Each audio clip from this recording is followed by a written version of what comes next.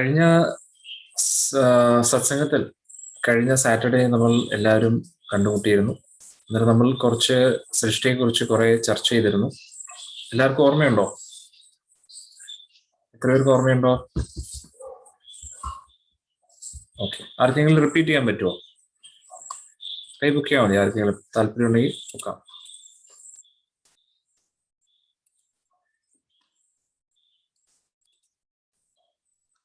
Yes, ആരെങ്കിലും പൊക്കുന്നോ കൈ? ഞാൻ ചിരിക്കുന്നു. എവിടം വരെ മനസ്സിലായി എന്ന് മനസ്സിലാക്കിയിട്ട് വീണ്ടും റിപ്പീറ്റ് ചെയ്യാനാണ്. റിപ്പീറ്റ് ചെയ്യണോ? വീണ്ടും റിപ്പീറ്റ് ചെയ്യണോ? എത്ര പേർക്ക് റിപ്പീറ്റ് ചെയ്യണം വീണ്ടും ഒന്നുകൂടെ? ഓക്കെ, അന്നേരം നമ്മൾ കഴിഞ്ഞ ക്ലാസ്സിൽ നമ്മൾ ചർച്ച ചെയ്തത് പൊതുവെ ഈ ലോകത്തിലുള്ള എല്ലാവരും ഈ ഒരു ക്രിയേഷൻ എന്ന് പറഞ്ഞു കഴിഞ്ഞാൽ വലിയൊരു ഫാസിനേറ്റിംഗ് സബ്ജക്റ്റാണ് അല്ലെ? ഇപ്പോൾ രാത്രിയിൽ ഇങ്ങനെ ഈ ഈ ആകാശത്തിലൊക്കെ നോക്കുമ്പോൾ ഓരോരോ നക്ഷത്രങ്ങളെ കാണുമ്പോഴേക്കും നമുക്ക് എപ്പോഴും അത്ഭുതങ്ങളാണ് അല്ലെ? ഒരുപാട് ചോദ്യങ്ങളാണ്. നമ്മൾ എവിടുന്ന് വരുന്നു, ഞാൻ എവിടെയാണ് അല്ലെ? പൊതുവെ നിന്നെ കൊണ്ട് ഞാൻ നക്ഷത്രക്കാൽ എണ്ണിപ്പിക്കും എന്ന് പറയുന്നത് അല്ലെ, അതിന്റെ അർത്ഥം എന്താണ്? അത്രയും ഡിഫിക്കൽട്ട് ആയിട്ടുള്ള ഒരു കാര്യമാണ്. പൊതുവെ എപ്പോഴാണ് ആ പഴഞ്ചൊല്ലി ഉപയോഗിക്കുന്നത്? നക്ഷത്രക്കാൽ എണ്ണിപ്പിക്കും എന്ന് പറഞ്ഞു കഴിഞ്ഞാൽ അത്രയും ഡിഫിക്കൽട്ട് ഒരു ടാസ്ക് കൊടുക്കുമ്പോഴാണ്. ഇതെങ്കിലും ആരെങ്കിലും പറയും എപ്പോഴാണ് നക്ഷത്രക്കാൽ എണ്ണിപ്പിക്കും? അതിന്റെ അർത്ഥം എന്താണ് യഥാർത്ഥത്തിൽ? ആ പഴഞ്ചൊല്ലിന്റെ അർത്ഥം എന്താണ്? യെസ്, അജു സർ പറയോ, എപ്പോഴാണ് നമ്മൾ അതാ ഉപയോഗിക്കുന്ന ആ ഒരു സ്റ്റേറ്റ്മെന്റ്?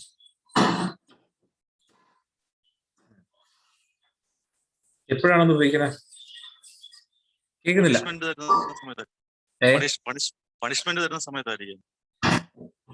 അതായത് അത്രയും ഡിഫിക്കൽട്ട് ആയിട്ടുള്ള ടാസ്ക് ആണെന്നാണ് ഉദ്ദേശിക്കുന്നത് അല്ലേ? അതെ അതെ അതെ.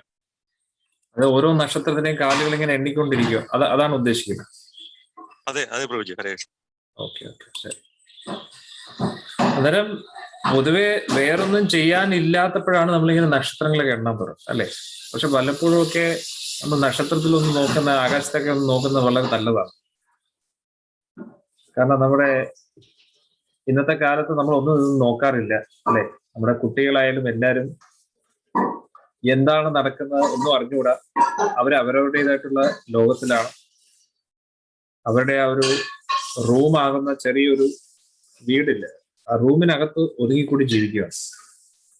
സത്യം പറഞ്ഞാൽ വീട്ടിൽ എത്ര റൂമുണ്ട് അല്ലെ? ഓരോ റൂമിലും എന്തൊക്കെ സാധനങ്ങളുണ്ട് അതും ചിലപ്പോൾ ആൾക്കാർക്ക് ഇന്നത്തെ കാലത്ത് അറിയില്ല. കാരണം എന്താണെന്ന് വെച്ചാൽ അവരുടെ ലോകം എന്ന് പറഞ്ഞു കഴിഞ്ഞാൽ ഈ ഒരു ഇതിനകത്താണ് എല്ലാം. അവരുടെ ലോകം മുഴുവൻ ഇതിനകത്താണ്. ഇതിനകത്തൂടെയാണ് എല്ലാം കാണുന്നത്. ഇനി റൂമിനകത്തുള്ള ആരോടെങ്കിലും എന്തെങ്കിലും സംസാരിക്കണമെങ്കിലും വാട്സപ്പിൽ എന്തെങ്കിലും ഒരു മെസ്സേജ് അയക്കണം അല്ലെ? വാട്സപ്പ് മെസ്സേജ് വഴിയാണ് അങ്ങോട്ടും ഇങ്ങോട്ടും സംസാരിക്കുന്നത്, കമ്മ്യൂണിക്കേഷനൊക്കെ. അത്ര അഡ്വാൻസ്ഡ് ആയിക്കൊണ്ടിരിക്കുകയാണ് നമുക്ക് എല്ലാവർക്കും അഭിമാനിക്കാം അല്ലെ? നമ്മൾ പുരോഗതിയുടെ ഭാഗത്തിൽ അങ്ങനെ വളരെ സ്പീഡായിട്ട് ഇങ്ങനെ പൊയ്ക്കൊണ്ടിരിക്കുകയാണ്. അന്നേരം പൊതുവെ നമ്മൾ ഈ കാണുന്ന ഈ ലോകം, ഇതിനെ നമുക്ക് എങ്ങനെ മനസ്സിലാക്കാന്ന് പറഞ്ഞു കഴിഞ്ഞാൽ, we are not seeing the world as it is, but we are seeing the world as we are എന്നാണ് പറയുന്നത്. ഇതിന്റെ അർത്ഥം, നമ്മൾ ഈ ലോകത്തെ യഥാരൂപത്തിൽ കാണുന്നില്ല. നമ്മൾ ഈ ലോകത്തെ യഥാരൂപത്തിൽ കാണുന്നില്ല. നമ്മൾ എങ്ങനെയാണോ ആ രീതിയിലാണ് നമ്മൾ ഈ ലോകത്തെ കാണുന്നത്. നമ്മൾ ഈ ലോകത്തെ യഥാരൂപത്തിൽ കാണുന്നില്ല. നമ്മൾ എങ്ങനെയാണോ അതിനനുസരിച്ചാണ് നമ്മൾ ഈ ലോകത്തെ കാണുന്നത്. അതിനാണ് നമ്മൾ കഴിഞ്ഞ ഇതിലൊരു ഉദാഹരണം നൽകിയത്. ഏതാ? ഉറുമ്പിന്റെ ഉദാഹരണം. ഓർമ്മയുണ്ടോ? ഉറുമ്പിന്റെ ഉദാഹരണം അല്ലെ? ഉറുമ്പിന്റെ ഇത് വെച്ചിട്ട് നമ്മൾ പറഞ്ഞാൽ ഉറുമ്പ് എപ്പോഴും ഒരു സ്ട്രെയിറ്റ് ലൈനായിട്ട് എല്ലാം കാണും. സോ ഉറുമ്പിന്റെ ഇത് വെച്ച് ലോകം എല്ലാം ഒരു സ്ട്രെയിറ്റ് ലൈനായിട്ടാണ് ഇരിക്കുന്നത്. അതേപോലെ പെർസെപ്ഷൻ ക്രിയേറ്റ്സ് റിയാലിറ്റി എന്ന് പറഞ്ഞാൽ ഓരോ വ്യക്തികളുടെ വീക്ഷണത്തിനനുസരിച്ച് യാഥാർത്ഥ്യം മാറിക്കൊണ്ടിരിക്കും. അന്നേരം ദേവന്മാർ എങ്ങനെയാണോ ഈ ലോകത്തെ കാണുന്നത് അതേപോലെയല്ല നമ്മൾ കാണുന്നത്. നമ്മൾ എങ്ങനെയാണോ കാണുന്നത് ഈ ലോകത്തെ അതേപോലെയല്ല താഴെയുള്ള ഓരോ ജീവിവർഗങ്ങളൊക്കെ കാണും. അന്നേരം നമ്മൾ ഇപ്പോഴത്തെ മോഡേൺ സയൻസ് അനുസരിച്ച് ക്രിയേഷനെ കുറിച്ചൊക്കെ പറയുമ്പോൾ അവരെങ്ങനെയാണോ ഈ ലോകത്തെ കാണുന്നത്, നമ്മൾ എങ്ങനെയാണോ കാണുന്നത്, ഈ ഒരു കണ്ണുകൾ വെച്ചും ടെലിസ്കോപ്പും അതും യൂസ് ചെയ്തിട്ട്, അതാണ് പൊതുവെ പറയുന്നത്. അന്നേരം എന്റെ ചോദ്യം, അത് തന്നെ പഠിക്കുന്നില്ലേ നല്ലത്? വെറുതെ എന്തിനാ നമ്മൾ ഈ വേദിക് കോസ്മോളജി ഒക്കെ പഠിക്കുന്നത്? അല്ലെ, എന്തെങ്കിലും ഉപയോഗമുണ്ടോ? കാരണം ഇതൊക്കെ പരീക്ഷയിൽ എഴുതിയ കുട്ടികൾക്ക് മാർക്കും കിട്ടത്തില്ല. ഇത് നമുക്ക് തിരിഞ്ഞു നോക്കിയാൽ ഒന്നും കാണാനും പറ്റുന്നില്ല. പിന്നെ എന്തിനാണ് നമ്മൾ ഈ ഒരു കാൽപ്പനിക കാര്യങ്ങളൊക്കെ പഠിക്കുന്നത്? Yes, Sabarinath, what is your opinion? Unmute ചെയ്യാം. എന്തിനാണ് ഈ രാത്രി നമ്മൾ 8:30 ഇങ്ങനെ ഒത്തുകൂടുന്നത്? അതായത് എന്താ പറയുന്നത്, ഈ ശാസ്ത്രത്തിലുള്ള കാര്യങ്ങളെല്ലാം അവരുടെ കണ്ടെത്തലുകള് അത് ഇതുവരെ കണ്ടെത്തിയതും സത്യമാവണമെന്നില്ല, ഇനി കണ്ടെത്താൻ പോകുന്ന കാര്യങ്ങളും സത്യമാവണമെന്നില്ല. അത് മനുഷ്യരുടെ കണ്ടെത്തലുകളാണ്. അപ്പൊ അതിന് അതിൻ്റെതായ ലിമിറ്റേഷനുകൾ ഉണ്ടാകും. ഈ പറഞ്ഞ പോലെ അത് എഴുതി വെച്ചാൽ അതിന് മാർക്ക് കിട്ടാം, എക്സാം പാസ്സാവാൻ, ജോലി കിട്ടാം. അതിന് വേണ്ടി മാത്രമാണ്, അതാണ് അതിന്റെ ഒരു ഉപയോഗം എന്ന് പറയാനുള്ളത്. പിന്നെ കഞ്ഞൂടി മുടങ്ങാതിരിക്കാൻ മതി അല്ലേ? അതാ അങ്ങനെ പറയുന്നതാവും ശരി.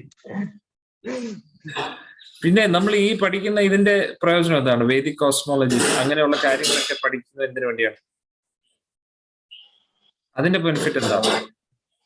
ഒന്ന് കഞ്ഞി കുടിക്കാൻ, ഇത് വെച്ച് എന്താണ് ബെനിഫിറ്റ്? ഇത് അതിൽ കൂടുതൽ അറിവ് നേടാൻ, പിന്നെ ഈ പറഞ്ഞതുപോലെ കേൾക്കാൻ ഒരു രസമല്ലേ? അതാണ് രസത്തിന്റെ മാത്രമല്ല, ഞാൻ എന്തായാലും ഇത് പഠിച്ച ഒരു രസത്തിലാണ്. പിന്നെന്താണ് അത് കൂടാതെ, ഒരു രസം കൂടാതെ എന്താണ്, ത്രില്ല് കൂടാതെ എന്തൊക്കെയാണ് ഇത് പഠിക്കുന്നത്? നമുക്ക് ഇതിനെ കുറിച്ചൊന്ന് ഡീപ്പായിട്ട് മനസ്സിലാക്കാനും, നമ്മുടെ വിശാലമായിട്ട് നമ്മുടെ മനസ്സ് കുറച്ചും കൂടെ ബ്രോഡ് ഉണ്ടാവും അല്ലെ?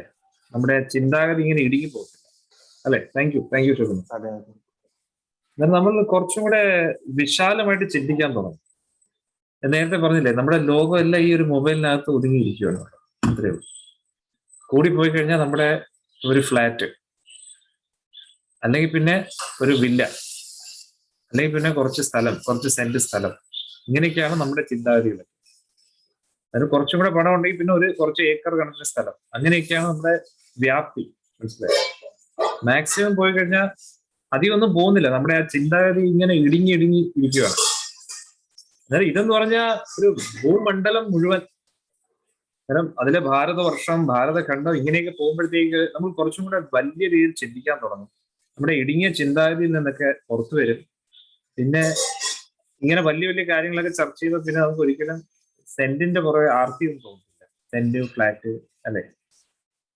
നമ്മുടെ ഒന്നും അല്ല എന്നുള്ള ഒരു രീതിയിൽ കുറച്ചും കൂടെ, പിന്നെ നമ്മുടെ ഒരു ഫ്ലാറ്റ് കിട്ടിയെന്ന് പറഞ്ഞാൽ നമുക്ക് അഹങ്കാരവും തോന്നും. എന്തോ നമ്മൾ സാധിച്ചു എന്നുള്ള രീതി, ഒരു ഫ്ലാറ്റ് 2 ഫ്ലാറ്റ് ഒക്കെ ആകുമ്പോൾ നമ്മൾ വിചാരിക്കും എന്തോ കീഴടക്കി എന്നൊക്കെ വിചാരിക്കും. പക്ഷെ ഇതൊന്നുമല്ല എന്നൊക്കെ, അങ്ങനെയുള്ള രീതിയിൽ കുറച്ചും കൂടെ നമ്മൾ വിനയത്വം കിട്ടും, കുറച്ചും കൂടെ ഹ്യൂമിലിറ്റി ആയി, അതുകൂടാതെ ആസക്തി കുറഞ്ഞു കിട്ടും അല്ലെ? കുറെ ബെനിഫിറ്റുകൾ അതൊക്കെ കൊണ്ട്. പിന്നെ അതുകൂടാതെ നമ്മൾ മാത്രമാണ് മനുഷ്യർ എന്ന് വിചാരിക്കുമ്പോൾ നമുക്ക് ഭയങ്കര അഹങ്കാരം കിട്ടും അല്ലെ? നമ്മളല്ലാതെ എത്രയോ പേര് ഇവിടെയൊക്കെ നമ്മൾ കാണാതെ ഇതൊക്കെ ജീവിക്കുന്നു, നമ്മളതൊന്നും അറിയുന്നില്ല.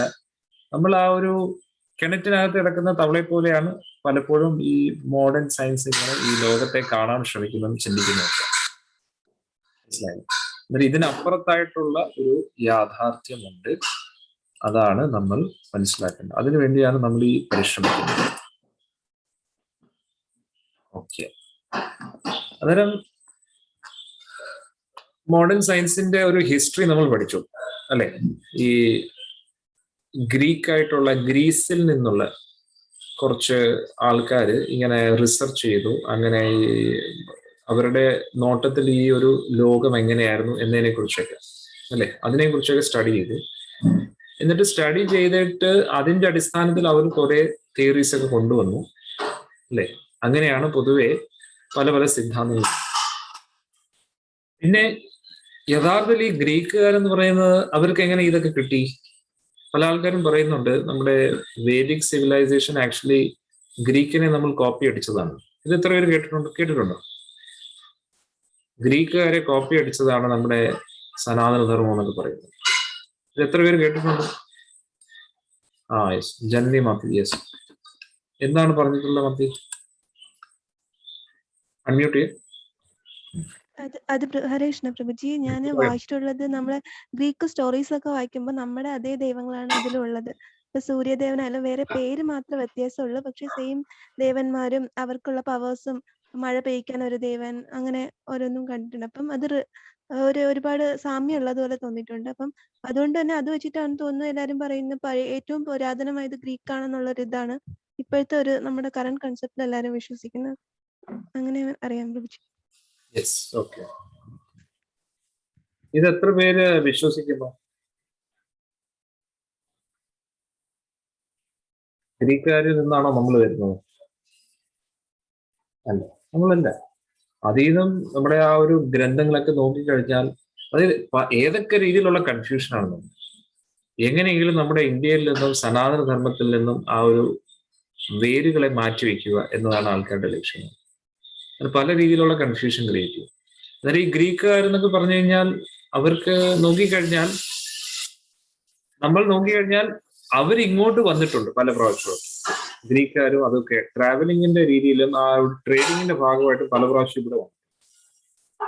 പൊതുവെ ഇന്ത്യയിൽ നിന്ന് ആരെങ്കിലും പുറത്തോട്ട് പോയെന്നുള്ള ചരിത്രം വളരെ എങ്ങും ഇല്ല. ഇന്ത്യയിൽ നിന്ന് ഒരിക്കലും ട്രാവൽ ചെയ്തിട്ടില്ല, ട്രാവൽ ചെയ്യേണ്ട ആവശ്യം വന്നിട്ടില്ല. ഇന്ത്യക്കകത്താണ് എല്ലാം ഉള്ളത്. അവിടെ നിന്നുള്ള ആൾക്കാർ ഇങ്ങോട്ടാണ് വന്നിട്ടുള്ളത്. ഇവിടെ നിന്ന് നമ്മൾ അങ്ങോട്ട് പോയിട്ട് അവിടെ എന്ത് കിട്ടാണ്? ഗ്രീക്കിൽ എന്തെങ്കിലും ഉണ്ടോ? ഒന്നുമില്ല. അവിടെ ഒന്നുമില്ല. വിദേശ രാജ്യങ്ങളിൽ ഒന്നുമില്ല, കൾച്ചറും ഇല്ല, ഒന്നുമില്ല. അന്നേരം എല്ലാ കൾച്ചറിന്റെയും കേന്ദ്രം എന്ന് പറയുന്നത് നമ്മുടെ ഭാരതം തന്നെയാണ്. അന്നേരം ഈ കൾച്ചറിൽ ഉള്ള ഈ ഒരു സ്ഥലത്താണ് എല്ലാവരും എപ്പോഴും വന്നിട്ട് ഓരോ കാര്യങ്ങൾ കൊണ്ടുപോകാനും അതിനുമൊക്കെ വന്നിട്ടുള്ളത്. അന്നേരം തീർച്ചയായിട്ടും ഇവിടുന്ന് തന്നെയാണ് ആക്ച്വലി അത് അങ്ങോട്ട് പോയിരിക്കുന്നത്. എന്നിട്ട് അത് പിന്നെ ഇങ്ങനെയായി അങ്ങനെയായി, പിന്നെ ഗാലീലിയോ വന്ന് പിന്നെ എന്നിട്ട് കണ്ട് ഇപ്പൊ ഇവിടെ വീണ്ടും നമ്മൾ പഠിച്ചുകൊണ്ടിരിക്കും. ഇപ്പൊ നമ്മൾ പഠിക്കുന്ന ആരുടെ കാര്യം തന്നെയാണ് ഗ്രീക്കുകാരും പറഞ്ഞത്. ഏതാണ് നമ്മുടെ ഭൂമണ്ഡലവും അതും ഇതുമൊക്കെ. പക്ഷെ ഈ ചൈനീസ് വിസ്പർ കേട്ടിട്ടുണ്ടോ? എത്ര പേർക്ക് അറിയാം ചൈനീസ് വിസ്പർ? ഒരു ഗെയിമാണ്. അറിയാമോ? എത്ര പേർക്ക് അറിയാം? ആർക്കും അറിയത്തില്ല? ഇല്ല, ഓക്കെ. അതായത് ഈ കുറച്ച് ഗ്രൂപ്പ് ഓഫ് ആൾക്കാർ എല്ലാവരും കൂടി ഇങ്ങനെ ഒത്തുകൂടിയതിനു ശേഷം ഒരാളുടെ ചെവിയിൽ ഒരു കാര്യം പറയും, ഒരു സ്റ്റേറ്റ്മെന്റ്. അതായത് ഒരു കറുത്ത കോട്ട് ഇട്ട മനുഷ്യൻ വെള്ള ബോക്സുമായിട്ട് നടന്നു പോവുകയാണ് എന്നെന്തെങ്കിലുമൊക്കെ പറയും. ഇങ്ങനെ എന്തെങ്കിലുമൊക്കെ പറയും. മനസ്സിലായത്? അന്നേരം ഇത് ഉറക്കെ പറയാൻ പാടില്ല. ഈ വ്യക്തി ഒരാളുടെ ചെവിയിലാണെന്ന് പറയുന്നു. ഓക്കെ. എന്നിട്ട് ആ കേട്ട വ്യക്തി അടുത്ത വ്യക്തിയെടുത്ത് പറയുമ്പോഴത്തേക്ക് അത് തന്നെയായിരിക്കും പറയുന്നത്, പക്ഷെ എന്തെങ്കിലും കയ്യിൽ നിന്ന് ഇട്ട് ചേർക്കും, അല്ലെങ്കിൽ എന്തെങ്കിലുമൊക്കെ വിട്ടുപോകും. അതിനുശേഷം അത് മനഃപൂർവ്വം ചെയ്യുന്നതല്ല, അത് കാരണം ഒരു വ്യക്തികളും ശ്രദ്ധിച്ച് കേൾക്കത്തില്ല. പൊതുവെ എല്ലാവരുടെയും സ്വഭാവം എന്ന് പറഞ്ഞാൽ എന്താണ്? കേൾക്കുന്നതിൽ നിന്ന് എത്രയാണോ പറയുന്നത് അതിന്റെ പകുതിയെ കേൾക്കാറുള്ളൂ. എന്നിട്ട് പകുതി കേട്ടതിന്റെ അതിൽ നിന്നും പകുതിയാണ് യഥാർത്ഥത്തിൽ മനസ്സിലാവുന്നത്, അല്ലെ? അതുകൊണ്ട് ഒരു വളരെ ക്ലിയർ ആയിട്ട് ഒരു സ്റ്റേറ്റ്മെന്റ് പറഞ്ഞു കൊടുത്തതാണ്. എന്നിട്ട് അത് എഴുതിയും കാണിക്കും. മനസ്സിലായി? ആദ്യത്തെ ആളെ എഴുതി കാണിക്കും. എന്നിട്ട് ആ വ്യക്തി അടുത്ത ആളോട് പറയുമ്പോൾ എന്തായിരിക്കും? അതിൽ നിന്ന് പകുതി മാറ്റിയിട്ടായിരിക്കും പറയുന്നത്. പിന്നെ അങ്ങനെ വന്ന് പിന്നെ ഏറ്റവും ലാസ്റ്റിലെ വ്യക്തി എടുത്ത് ഉറക്കെ പറയാൻ പറയും, എന്താണ് നിങ്ങൾ കേട്ട മെസ്സേജ്. അന്നേരത്തേക്ക് എന്താ പറയുന്നത്, ആട് എന്ന് പറഞ്ഞ് തുടങ്ങിയത് പിന്നെ പട്ടി എന്നാവും. അങ്ങനെയുള്ള രീതിയിൽ ആടെന്ന് പറഞ്ഞ് തുടങ്ങിയ മെസ്സേജ് അവസാനം മെസ്സേജ് തിരിച്ചു വരുമ്പോഴത്തേക്ക് പട്ടി എന്നാവും. അങ്ങനെയുള്ള രീതിയിലാണ് പോകുന്നത്. ഇതിനെയാണ് ചൈനീസ് വിസ്പർ എന്ന് പറയുന്ന ഗെയിം. അത് ഞാൻ പറഞ്ഞതിന്റെ അർത്ഥം, പ്രോപ്പറായിട്ടുള്ള ഒരു ഗുരു ശിഷ്യ പരമ്പര അനുസരിച്ച് പഠിക്കുന്നതിന് പകരം ഇങ്ങനെ പല രീതിയിൽ അവിടുന്നും ഇവിടുന്നും കേട്ടിട്ടൊക്കെ അങ്ങനെയാണ് പൊതുവെ ഇവരൊക്കെ കൊണ്ടുപോകുന്നത് ഓരോ കാര്യം. മനസ്സിലായില്ലേ? കാരണം ഇവരൊക്കെ ട്രാവലിങ്ങിന് വേണ്ടി വരുന്ന ആൾക്കാരാണ്. ഈ വിദേശികളൊക്കെ പല രാജ്യത്തിൽ നിന്നുള്ള ചൈനീസ് ആയിട്ടും അവര് നിരന്തരമായിട്ടും എന്നേക്കുമായിട്ടും ഇവിടെ നിൽക്കാൻ വേണ്ടി വരുന്ന ആൾക്കാരാണ്. അവർ ആ ട്രേഡിങ്ങിന്റെ ഭാഗമായിട്ട് വരുന്നു. ട്രേഡിങ് കഴിയുമ്പോൾ നേരെ അവരുടെ പാട്ടിന് തിരിച്ചു പോകുന്നു. അന്നേരം ആ വരുന്ന സമയത്ത് അവിടുത്തെ കുറച്ച് കൾച്ചറും കാര്യങ്ങളും ഒക്കെ കണ്ടിട്ട് അവർ കുറച്ച് അത്ഭുതപ്പെട്ടിട്ട് അതിൽ നിന്ന് ഒരു എന്താ പറയുക കുറച്ച് ഇഷ്ടപ്പെട്ട കുറച്ച് കാര്യങ്ങൾ ഇഷ്ടപ്പെടും. അത് അവർ അവിടെ നിന്ന് ഇവിടുന്നും കുറച്ച് മൂലയൊക്കെ പഠിച്ചിട്ട് കംപ്ലീറ്റ്ലി ഒന്നും പഠിക്കത്തില്ല, എല്ലാം കുറച്ച് പഠിക്കും. എന്നിട്ട് ഇവർ അവിടെ കൊണ്ടുപോയിട്ട് അവരുടെ രാജ്യത്തിലിട്ട് വിളമ്പുന്നു. മനസ്സിലായില്ലേ? അന്നേരത്തേക്ക് അവിടെ കുറച്ച് അതിനെക്കുറിച്ച് ഡിസ്കഷനുമായി. അങ്ങനെ ചുരുക്കത്തിൽ പറഞ്ഞാൽ നമ്മുടെ ഭാരതീയ സംസ്കാരത്തിൽ നിന്നാണ് എല്ലാം അവിടെ ഇവിടെയൊക്കെ ആയിട്ട് പോയി കിടക്കുന്നത്. മനസ്സിലായില്ലേ? എന്നിട്ട് അതിനെക്കുറിച്ച് ഇവിടുന്ന് ആൾക്കാർ കൊണ്ടുപോയിട്ട് അവരുടെ ഊഹാപോഹത്തോടു കൂടി പലതും സൃഷ്ടിച്ചിട്ട് അങ്ങനെയാണ് ഈ വേദിക് കൾച്ചർ നമ്മൾ നോക്കുകയാണെങ്കിൽ ഈ ഭാരതീയ സംസ്കാരത്തിൽ നിന്ന് ഭാരതവർഷത്തിൽ നിന്ന് എല്ലായിടത്തും പോകുന്നു. അതുകൂടാതെ ഞാൻ നേരത്തെ പറഞ്ഞ പോലെ ഈ ഭാരതവർഷം, ഭാരതഖണ്ഡം എന്ന് പറഞ്ഞു കഴിഞ്ഞാൽ നമ്മുടെ ഈ ഭൂമി മുഴുവനാണ്. അത് നമ്മളിനി പഠിക്കാൻ പോവാണ്. അന്നേരം ആ ഭാരതവർഷത്തിലെ 9ാമത്തെ ദ്വീപാണ് നമ്മുടെ ഭാരതഖണ്ഡം എന്ന് പറയുന്നത്. അത് നമ്മളിനി പഠിക്കാതിരിക്കണം. അന്നേരം ഇങ്ങനെയുള്ള പല പല സംഭവങ്ങളും, പിന്നെ അതുകൂടാതെ നമ്മുടെ ബ്രിട്ടീഷ് റൂളിലായിരുന്നു നമ്മൾ, പിന്നെ ഈ മുസ്ലിം മുഗൾ റൂളിന്റെ അണ്ടറിലായിരുന്നു നമ്മൾ, അല്ലെ? ബ്രിട്ടീഷുകാർ വരുന്നതിന് മുമ്പേ. അങ്ങനെ മാറിയുള്ള ഭരണം ഇതൊക്കെ നമ്മുടെ കൾച്ചറിനെയും നമ്മുടെ നോളജിനെയൊക്കെ കുറെ അടിത്തറ ഇളക്കിയെന്നുള്ളു. ഇത് കാരണം നമ്മുടെ ആ ഒരു സിവിലൈസേഷനും ആ ഒരു നമ്മുടെ എഡ്യൂക്കേഷൻ സിസ്റ്റമും അതെല്ലാം കുറെ പ്രശ്നങ്ങളുണ്ടായിരുന്നു. അങ്ങനെ കുറെ ഇഷ്യൂസ് ഇത് ഇങ്ങനെ ഒന്നിന്റെ പുറകെ നടന്നു. അതുകൊണ്ട് പ്രത്യേകിച്ച് ആ ബ്രിട്ടീഷ് ഭരണത്തിന്റെ കീഴിലായപ്പോഴത്തേക്കും എല്ലാം കൂടെ കൺഫ്യൂഷനായി. അതാണ്. അന്നേരം പൊതുവെ ബ്രിട്ടീഷുകാർക്ക് വലിയ അത്ഭുതം എന്ന് പറഞ്ഞു കഴിഞ്ഞാൽ ഗ്രീക്കുകാരാണ്, അവരുടെ സിവിലൈസേഷൻ. മനസ്സിലാവുന്നുണ്ട് എന്തുകൊണ്ടാണ് ഗ്രീക്ക് എന്ന് പറഞ്ഞ ആ സംഭവം ഇങ്ങോട്ട് വന്നത്? കാരണം ബ്രിട്ടീഷുകാർക്ക് ഗ്രീക്ക് എന്ന് പറയുന്നത് വലിയ അത്ഭുതമാണ്. മനസ്സിലായി? UK-ന്ന് കുറച്ച് അടുത്താണ് ഗ്രീസ് എന്ന് പറയുന്നത്. അന്നേരം അവർക്ക് ഗ്രീസ് എന്ന് പറഞ്ഞാൽ വലിയ അത്ഭുതമാണ്. അന്നേരം നമ്മൾ ബ്രിട്ടീഷ് സ്കൂളിൽ പഠിച്ചുകൊണ്ട് നമുക്കും ഗ്രീസ് വലിയ അത്ഭുതമായിട്ടുള്ളൂ, അത്രേ ഉള്ളൂ. പക്ഷെ യഥാർത്ഥത്തിൽ നമ്മുടെ സിവിലൈസേഷനാണ് ഏറ്റവും ഏൻഷ്യന്റും ഏറ്റവും ഒരു അടിസ്ഥാനമുള്ളതും. അവർക്ക് അറ്റവും മൂലയൊക്കെ അറിയത്തുള്ളൂ, കംപ്ലീറ്റ്ലി ഒന്നും അറിയത്തില്ല. നമുക്ക് എല്ലാം അതിന്റെ അടിസ്ഥാനപരമായിട്ടുള്ള എന്താണെന്നുള്ള എല്ലാം വ്യക്തമായിട്ടുള്ള ഒരു ക്ലാരിറ്റി ഉണ്ട്. അന്നേരം ഇപ്പൊ നിങ്ങൾ നോക്കുകയാണെങ്കിൽ കോസ്മോളജി അല്ലെങ്കിൽ ഏൻഷ്യൻ കോസ്മോളജി എന്നൊക്കെ പറഞ്ഞ് അടിച്ചു കഴിഞ്ഞാൽ നെറ്റിൽ ഇഷ്ടം പോലെ പടങ്ങൾ കാണും. എല്ലാ പടം നോക്കിയാൽ ഏകദേശം ഒരേപോലെ ഇരിക്കും. നമ്മൾ ഈ കാണിക്കുന്ന ചാർട്ട് മാതിരി തന്നെ ഭാരതവർഷത്തിന്റെ അതേപോലെ തന്നെ ഇരിക്കും. അന്നേരം നമ്മൾ അതൊക്കെ കണ്ടിട്ട് ചിലപ്പോൾ നമ്മൾ വിചാരിക്കും അതിൽ നിന്ന് നമ്മൾ കോപ്പി അടിച്ചതാണോ? അല്ല, നമ്മുടെ നിന്ന് അവരാണ് കോപ്പി അടിച്ചത്. പക്ഷെ ഈ ചൈനീസ് വിസ്പറിന്റെ കാര്യം പറഞ്ഞ മതി, എന്താണ് അവിടുന്ന് ഇവിടുന്ന് കുറച്ച് എടുത്ത് അവരുടെ ഈ ഊഹാപോഹം കൂടെ ചേർത്തിട്ട് അതിനെ വളച്ചൊടിച്ച് പല രീതിയിലും ആക്കിയിരിക്കുക. അന്നേരം പ്രോപ്പറായിട്ടുള്ള ഒരു പ്രോപ്പർ സ്കൂളിൽ നിന്ന് പഠിക്കാത്തത് കാരണം ഇവര് ഇതിനെക്കുറിച്ച് സ്പെക്കുലേറ്റ് ചെയ്തും. പിന്നെ അതുകൂടാതെ നമ്മൾ ഇനി മറ്റ് റിലീജിയനെ നോക്കുകയാണെങ്കിൽ, ഇപ്പൊ ക്രിസ്ത്യാനിറ്റി നോക്കുകയാണെങ്കിലും അതിലും സൃഷ്ടിയെക്കുറിച്ച് കൂടുതൽ ക്ലാരിറ്റി ഇല്ല. ആരെങ്കിലും ഉണ്ടോ ബൈബിൾ പഠിച്ച ആരെങ്കിലും ഉണ്ടോ ഇവിടെ? എത്ര പേരുണ്ട് ബൈബിൾ പഠിച്ച ആരെങ്കിലും ഉണ്ടോ? ആരുമില്ല? ഹരേ കൃഷ്ണ. ആരുമില്ല? അന്നേരം ബൈബിളിൽ പൊതുവെ പറയുന്നത് ഇങ്ങനെ 7 ദിവസം കൊണ്ട് ഭഗവാൻ യഹോവ ഇത് ക്രിയേറ്റ് ചെയ്തു എന്നൊക്കെ പറയുന്നു. അങ്ങനെ ഓരോ കാര്യങ്ങളൊക്കെ പറയുന്നു. ഇത് സൃഷ്ടിച്ചു എന്നൊക്കെ പറയുന്നു. പിന്നെ നോട്ടത്തിലൂടെയാണ് സൃഷ്ടിച്ചത് എന്നൊക്കെ പറയുന്നു. അങ്ങനെ കുറെ കാര്യങ്ങൾ പറയുന്നു. ഇത് കേട്ടിട്ടുണ്ടോ ആരെങ്കിലും? കേട്ടില്ല? ആരും കേട്ടില്ല? അന്നേരം അങ്ങനെ കുറച്ച് കാര്യങ്ങളൊക്കെ പറയുന്നു. സൃഷ്ടിയെ കുറിച്ച് അങ്ങനെയൊക്കെയാണ് പറയുന്നത്. പിന്നെ എന്തു പറയുന്നേ, ഒരാളുടെ പേരുണ്ട്, ഞാൻ അത് മറന്നുപോയി. ഒരു പേടകത്തില് എല്ലാ ജീവവർഗങ്ങളെയൊക്കെ ഇട്ടിട്ട്, യെസ് ജന്നി മാധു, യെസ് അൺമ്യൂട്ട് ചെയ്ത, യെസ് നോഹയുടെ പേടകം. അതെ, നോഹയുടെ പേടകം. അതിൽ എന്തൊക്കെയാണ് പറയുന്നത്? അതില് എല്ലാ ജീവവംശത്തിൽ നിന്നും ഓരോ ജീവികളെ വീതം കൊണ്ടുപോയിട്ട് പുതിയ സൃഷ്ടി ആരംഭിക്കുന്നു. അങ്ങനെ എന്താണ് ക്ലിയർ അല്ല, എനിക്ക് പണ്ട് ഒരുപാട് മുമ്പ് ജസ്റ്റ് വായിച്ചതേ ഉള്ളൂ. കറക്റ്റ് അത് തന്നെ. അന്നേരം അങ്ങനെ കുറെ സംഭവങ്ങളുണ്ട്. അന്നേരം ഇതൊക്കെ അന്നേരം ഈ മറ്റ് റിലീജിയനെ നമ്മൾ നോക്കുകയാണെങ്കിൽ അതൊക്കെ ഇപ്പോ ആ ഒരു ആഡം ആൻഡ് ഈവ് അങ്ങനെയുള്ള അതൊക്കെ വെച്ചിട്ട് കൂടുതലും ഒരു ഹിന്റിലൂടെ ക്രിയേഷൻ പറയുകയാണ്. ആക്ച്വലി ഒരു ഹിന്റിലൂടെയാണ് ക്രിയേഷൻ പറയുന്നത്. കാരണം കംപ്ലീറ്റ്ലി പറഞ്ഞു കഴിഞ്ഞാൽ മനസ്സിലാവത്തില്ല, തല പുകയും. മനസ്സിലായി? നമുക്ക് തന്നെ ഇത്രയും ഡീപ്പായിട്ട് പഠിച്ചിട്ട് നമുക്ക് തല പുകയാണ് അല്ലേ? നമുക്ക് എല്ലാം ശരീരമല്ല ആത്മാവാണ്, പിന്നെ മൾട്ടി ഡയമെൻഷണൽ, ഇതെല്ലാം പഠിച്ചിട്ട് നമുക്കൊന്നും കുറച്ച് ക്ലാരിറ്റി കിട്ടാൻ കുറച്ച് ബുദ്ധിമുട്ടാണ്. അന്നേരത്തേക്കൊന്ന് ആലോചിച്ച് നോക്കൂ, അവിടെ ഇപ്പം ക്രിസ്ത്യാനിറ്റി എവിടെയാ വന്നതെന്ന് വെച്ച് കഴിഞ്ഞാൽ ആ ഒരു സ്ഥലത്ത് മിഡിൽ ഈസ്റ്റ്, ആ ഒരു ബെത്ലഹേം, ആ ഒരു ഭാഗത്തൊക്കെ അവിടുത്തെ ആ ഒരു കൾച്ചർ എന്ന് പറഞ്ഞാൽ എങ്ങനെയാന്ന് വെച്ച് കഴിഞ്ഞാൽ അവിടെ കൂടുതലും ഒരു ബാർബറിക് ലൈഫ് സ്റ്റൈലാണ്. എന്താണ് ഈ ബാർബറിക് എന്ന് പറഞ്ഞാൽ? ഒരു എന്താ പറയുക, വളരെ സിമ്പിൾ ലൈഫ് ജീവിക്കുന്ന ഒരു കൂട്ടം ആൾക്കാർ.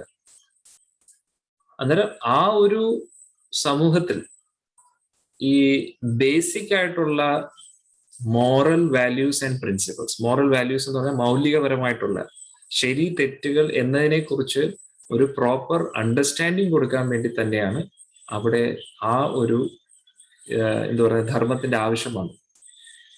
അന്നേരം ഭവിഷ്യ പുരാണത്തിൽ അതൊക്കെ യേശു ക്രിസ്തുവിനെ കുറിച്ച് പറയുന്നുണ്ട്, മുഹമ്മദ് നബിയെ കുറിച്ചും പറയുന്നുണ്ട്.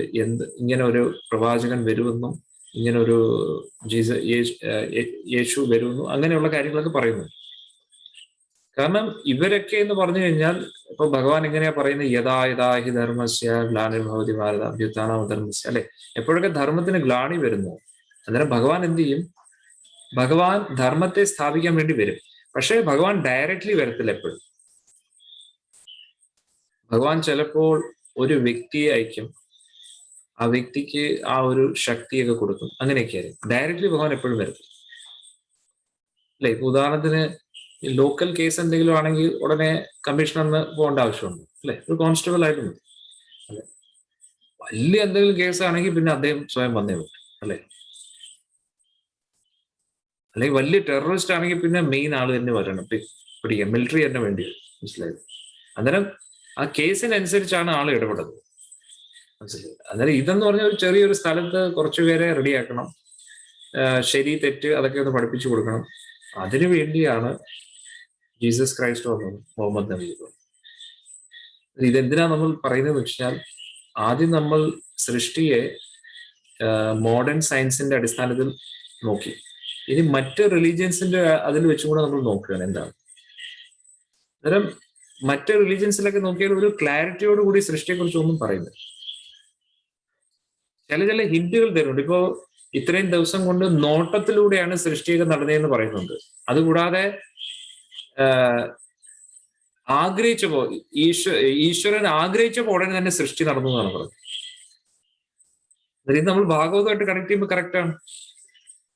കണ്ടില്ലേ? ഭഗവാന്റെ നോട്ടത്തിലൂടെയാണ് സൃഷ്ടി നടന്നത്. കറക്റ്റ് ആണ്, ഭഗവാന്റെ നോട്ടത്തിലൂടെയാണ് നടന്നിരിക്കുന്നത്. ഇനി അതുകൂടാതെ പറയുന്നു, God made man in the image of himself എന്ന് പറയും. അതായത് ഈശ്വരന്റെ അതേ രൂപത്തിൽ തന്നെ മനുഷ്യരെ സൃഷ്ടിച്ചു എന്നാണ് പറയുന്നത്. അതിന്റെ അർത്ഥം എന്താണ്? നമുക്കും 2 കൈ, 2 കാല്, അല്ലെ? ഒരു തല, കണ്ണ്, മൂക്ക് എല്ലാം. അന്നേരം ഈശ്വരന്റെ അതേ അനുരൂപത്തിലാണ് നമ്മളെ സൃഷ്ടിച്ചിരിക്കുന്നത്. നോക്കണേ, അങ്ങനെ കുറെ ഹിന്റുകൾ തരുന്നുണ്ട്. നബി allow killing other animals for eating purposes. Yes, അതെന്തുകൊണ്ടാന്ന് വെച്ച് കഴിഞ്ഞാൽ അവിടെ ഒന്നും ഇല്ലായിരുന്നു കഴിക്കാനായിട്ട്. എവിടെയാണോ ഇത് തുടങ്ങിയത് അവിടെ ഇതൊന്നും ഇല്ലായിരുന്നു. പ്രോപ്പറായിട്ടുള്ള കൃഷി, അതുള്ള ഒരു സിസ്റ്റം ഒന്നും ഇല്ല. അവിടത്തേക്കാണ് ഇതൊക്കെ പറഞ്ഞിരിക്കുന്നത്. അഥവാ നിങ്ങൾക്ക് അത്രത്തോളം ബുദ്ധിമുട്ടാണെങ്കിൽ ആ ഒരു ഹലാൽ ചെയ്തിട്ട് ആ ഒരു വഴി നിങ്ങൾ കഴിച്ചോളൂ എന്നാണ് ഉദ്ദേശിക്കുന്നത്. ആ ഒരു അല്ലാഹു എന്ന് പറയുമ്പോൾ ആ ഒരു പരമശക്തനായിട്ടുള്ള ഈശ്വരൻ എന്നാണ് പറയുന്നത്. പരമശക്തനായിട്ടുള്ള ഈശ്വരനെ സമർപ്പിച്ചിട്ട് നിങ്ങൾ കഴിച്ചോളൂ എന്നാണ് പറയുന്നത്. കാരണം ജീവനെ നിലനിർത്താൻ വേണ്ടിയാണ്. ഇത് നമ്മൾ ജീവനെ നിലനിർത്താൻ വേണ്ടിയാണോ നമ്മൾ മറ്റൊരാളുടെ ജീവനെ എടുക്കുന്നത്? അല്ല, മറ്റൊരാളുടെ ജീവനെ നിർത്താൻ വേണ്ടി തന്നെയാണ് നമ്മൾ അതൊക്കെ ചെയ്യുന്നത്, അല്ലെ? അല്ല നമ്മുടെ ജീവനെ നിലനിർത്താൻ വേണ്ടി. അന്നേരം അത്രയ്ക്ക് എമർജൻസി സിറ്റുവേഷൻ ആണെങ്കിൽ ആയിക്കോളൂ എന്നാണ് പറയുന്നത്. പക്ഷെ നമ്മുടെ വൈദിക സംസ്കാരം എന്ന് പറഞ്ഞു കഴിഞ്ഞാൽ ജീവനെ നിലനിർത്താൻ വേണമെങ്കിൽ പോലും നമ്മൾ അതൊന്നും പഠിക്കും. നമ്മുടെ പരമ്പര എന്ന് പറഞ്ഞാൽ തപസ്സിന്റെ പരമ്പരയാണ്. സ്വമേധയ ആഹാരമൊക്കെ ഉപേക്ഷിക്കുന്ന ആൾക്കാരാണ് നമ്മൾ. വായുവിന്റെ ബലത്തിലൊക്കെ ജീവിക്കുന്ന ആൾക്കാരാണ്. അങ്ങനെ ശരീരത്തെ നിലനിർത്താൻ വേണ്ടി അങ്ങനെ നമുക്ക് അങ്ങനെ ഉള്ള ഒരു നിയമനിബന്ധനകളൊന്നും ഇല്ല. നമ്മുടെ ആ ഒരു ആൾക്കാരെ നോക്കിക്കഴിഞ്ഞാൽ നമ്മൾ വായുവിൽ തന്നെ എത്രയോ ദിവസം ജീവിക്കുന്ന ആൾക്കാരാണ്. ആഹാരം ഇല്ലാതെ, ജലം ഇല്ലാതെ. അന്നേരം ആ ഒരു ഹയർ ലെവൽ ഓഫ് കോൺഷ്യസ്നെസ് ആണ് നമ്മുടെ സനാതന നമുക്ക് കാണുന്നത്. ഇനി എത്രയോ വർഷങ്ങൾ ആഹാരവും ഉറക്കവും ഒന്നും ഇല്ലാതെ വരെ നമുക്ക് ജീവിക്കാൻ പറ്റും. അത് ഒരു വല്ലാത്തൊരു സിസ്റ്റമാണ്. അതായത് നമ്മുടെ ആ ഒരു മനസ്സിനെ കീഴ്പ്പെടുത്തിയാൽ ഒരു വ്യക്തിയുടെ ഉള്ളിൽ ഉള്ള ആ ഒരു അദൃശ്യ ശക്തികൾ ഉണരുന്ന രീതിയിലുള്ള ആ ഒരു ടെക്നോളജിയാണ് ഇവിടെ പഠിക്കുന്നത്. പക്ഷെ അതിന് ഉയർന്ന ബോധം വേണം, അവബോധം. അങ്ങനെയുള്ള ഒരു പഠനമാണ് നമ്മുടെ ഈ സനാതന തത്വത്തിൽ കാണുന്നത്. ക്ലിയർ അല്ലേ എല്ലാവർക്കും? അല്ലെ? അന്നേരം മറ്റ് റിലീജിയനിലൊക്കെ നമ്മൾ നോക്കുകയാണെങ്കിൽ അതിലെല്ലാം ഒരു ലിമിറ്റഡ് വെർഷൻ ഓഫ് സ്പിരിച്വാലിറ്റിയാണ് പറയുന്നത്. ഹയർ വെർഷൻ ആയിട്ടൊന്നും പറയുന്നില്ല. എല്ലാം ഒരു ചുരുക്കത്തിൽ. എപ്പോഴും അതിന്റെ സെൻട്രൽ പോയിന്റ് എപ്പോഴും മോറൽ സൈഡ് മാത്രമായിരിക്കും. മോറൽ സൈഡ് എന്ന് പറഞ്ഞാൽ എന്താണ്? നിങ്ങൾ ഇത് ചെയ്യണം, ഇത് ചെയ്യാൻ പാടില്ല, ഇത് അങ്ങനെയുള്ള ഹ്യൂമൻലി ഒരു മനുഷ്യത്വത്തിനാണ് കൂടുതൽ പ്രാധാന്യം കൊടുക്കുന്നത്, അല്ലെ? വയലൻസ് പാടില്ല, അങ്ങനെയുള്ള രീതിയിലായിരിക്കും എല്ലാം പറയും. പക്ഷെ ഏത് ഗ്രന്ഥം എടുത്തു നോക്കിയാലും, ഏത് മതം എടുത്തു നോക്കിയാലും എല്ലാ മതങ്ങളും ഒരേ സ്വരത്തിൽ പറയുന്ന ഒരു കാര്യം എന്ന് പറഞ്ഞാൽ നമ്മൾ ജീവിക്കുന്ന ഈ ലോകം താൽക്കാലികം. അതെല്ലാ ഇതിലും പറയും. നമ്മൾ ജീവിക്കുന്ന ഈ ലോകം താൽക്കാലികമാണ്. പിന്നെ ഈശ്വരൻ്റെതായിട്ടുള്ള ഒരു ലോകമുണ്ട്. ഈ താൽക്കാലിക ലോകത്തിൽ നിന്നും ആ ഒരു ലോകത്തിലേക്ക് പോകണം എന്നാണ് എല്ലാ മതവും പറയുന്നത്. അല്ലെ? ഇപ്പോ ഇസ്ലാം റിലീജിയൻ ഏതാ? ജന്നത്ത്, അല്ലെ? ജന്നത്ത് എന്നല്ലേ പറയുന്നത്? കേട്ടിട്ടുണ്ടോ?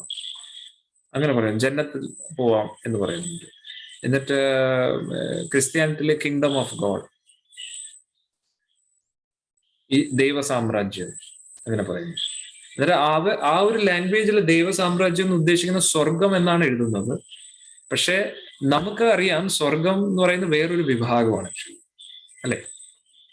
ഇനി നമുക്ക് തന്നെ പലപ്പോഴും സ്വർഗം എന്ന് പറയുമ്പോൾ ഒരു ക്ലാരിറ്റി ഇല്ല, അല്ലെ? ഇപ്പോ ഉദാഹരണത്തിന് സംസ്കൃതത്തിൽ തന്നെ സ്വർഗം എന്ന് ഉദ്ദേശിക്കുന്നത് നമ്മൾ ഉദ്ദേശിക്കുന്ന സ്വർഗം മാത്രം ആകണമെന്നില്ല. അപ്പൊ സ്വർഗം എന്ന വാക്കിന്റെ അർത്ഥവും പല പല അർത്ഥങ്ങളുണ്ട്.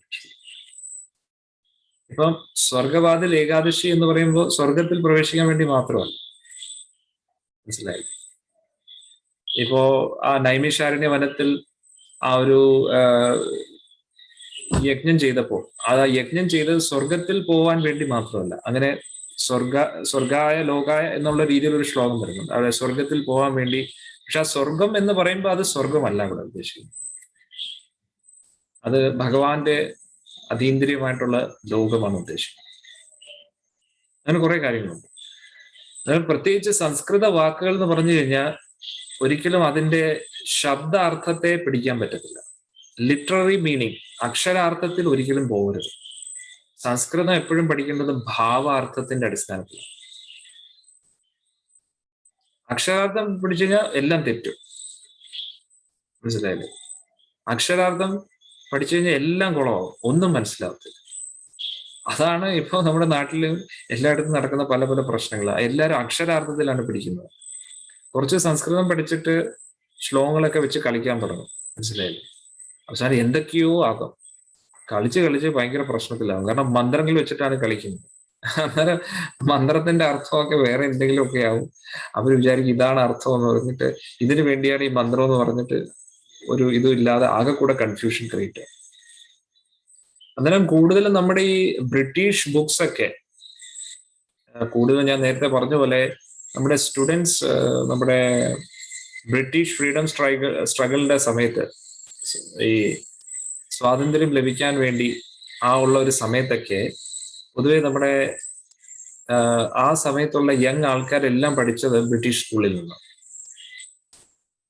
അന്നേരം ആ ബ്രിട്ടീഷ് സ്കൂളിന്റെ അവിടെ നിന്ന് പഠിച്ചത് കാരണം അവരെല്ലാം ബ്രിട്ടീഷ് ഹിസ്റ്ററിയാണ് പഠിച്ചത്. അതായത് ബ്രിട്ടീഷ് ഹിസ്റ്ററിയിലൂടെയാണ് നമ്മുടെ ഇന്ത്യയെ അവർ കണ്ടിട്ടുള്ളത്.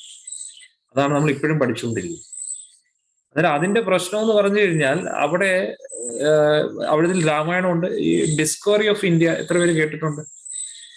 പണ്ഡിറ്റ് നെഹ്റുവിന്റെ ഒരു ബുക്കുണ്ട്, കേട്ടിട്ടുണ്ടോ? വായിച്ചിട്ടുണ്ടോ? ആരെങ്കിലും വായിച്ചിട്ടുണ്ടോ? Yes or no? ഇല്ല. ഭാഗ്യം കേട്ടോ, വായിക്കരുത്, ഒരിക്കലും വായിക്കരുത്.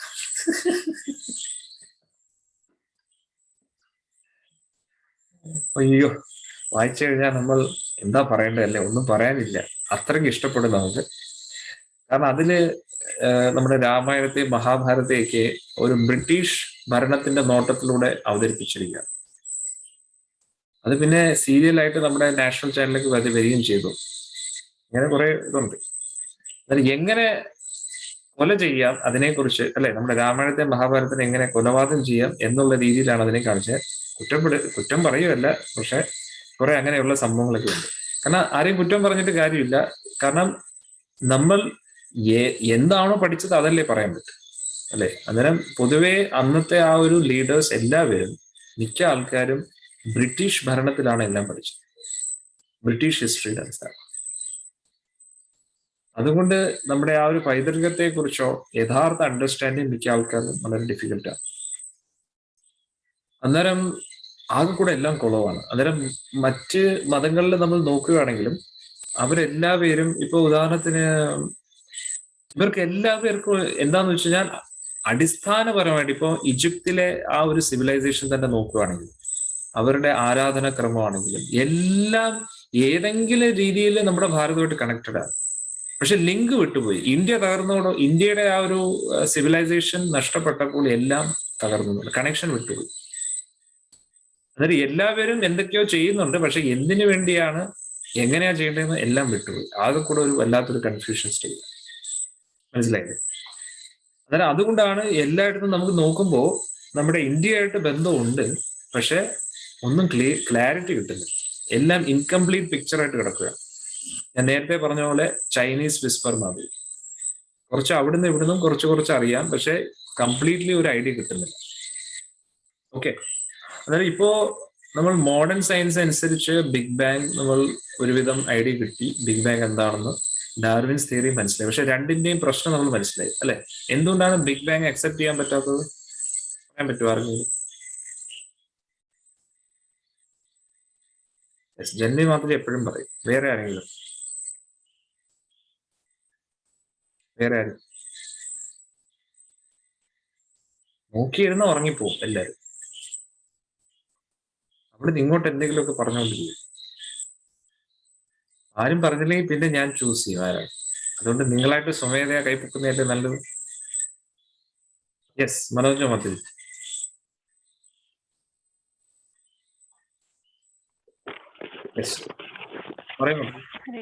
ഹരേ കൃഷ്ണ പ്രഭു.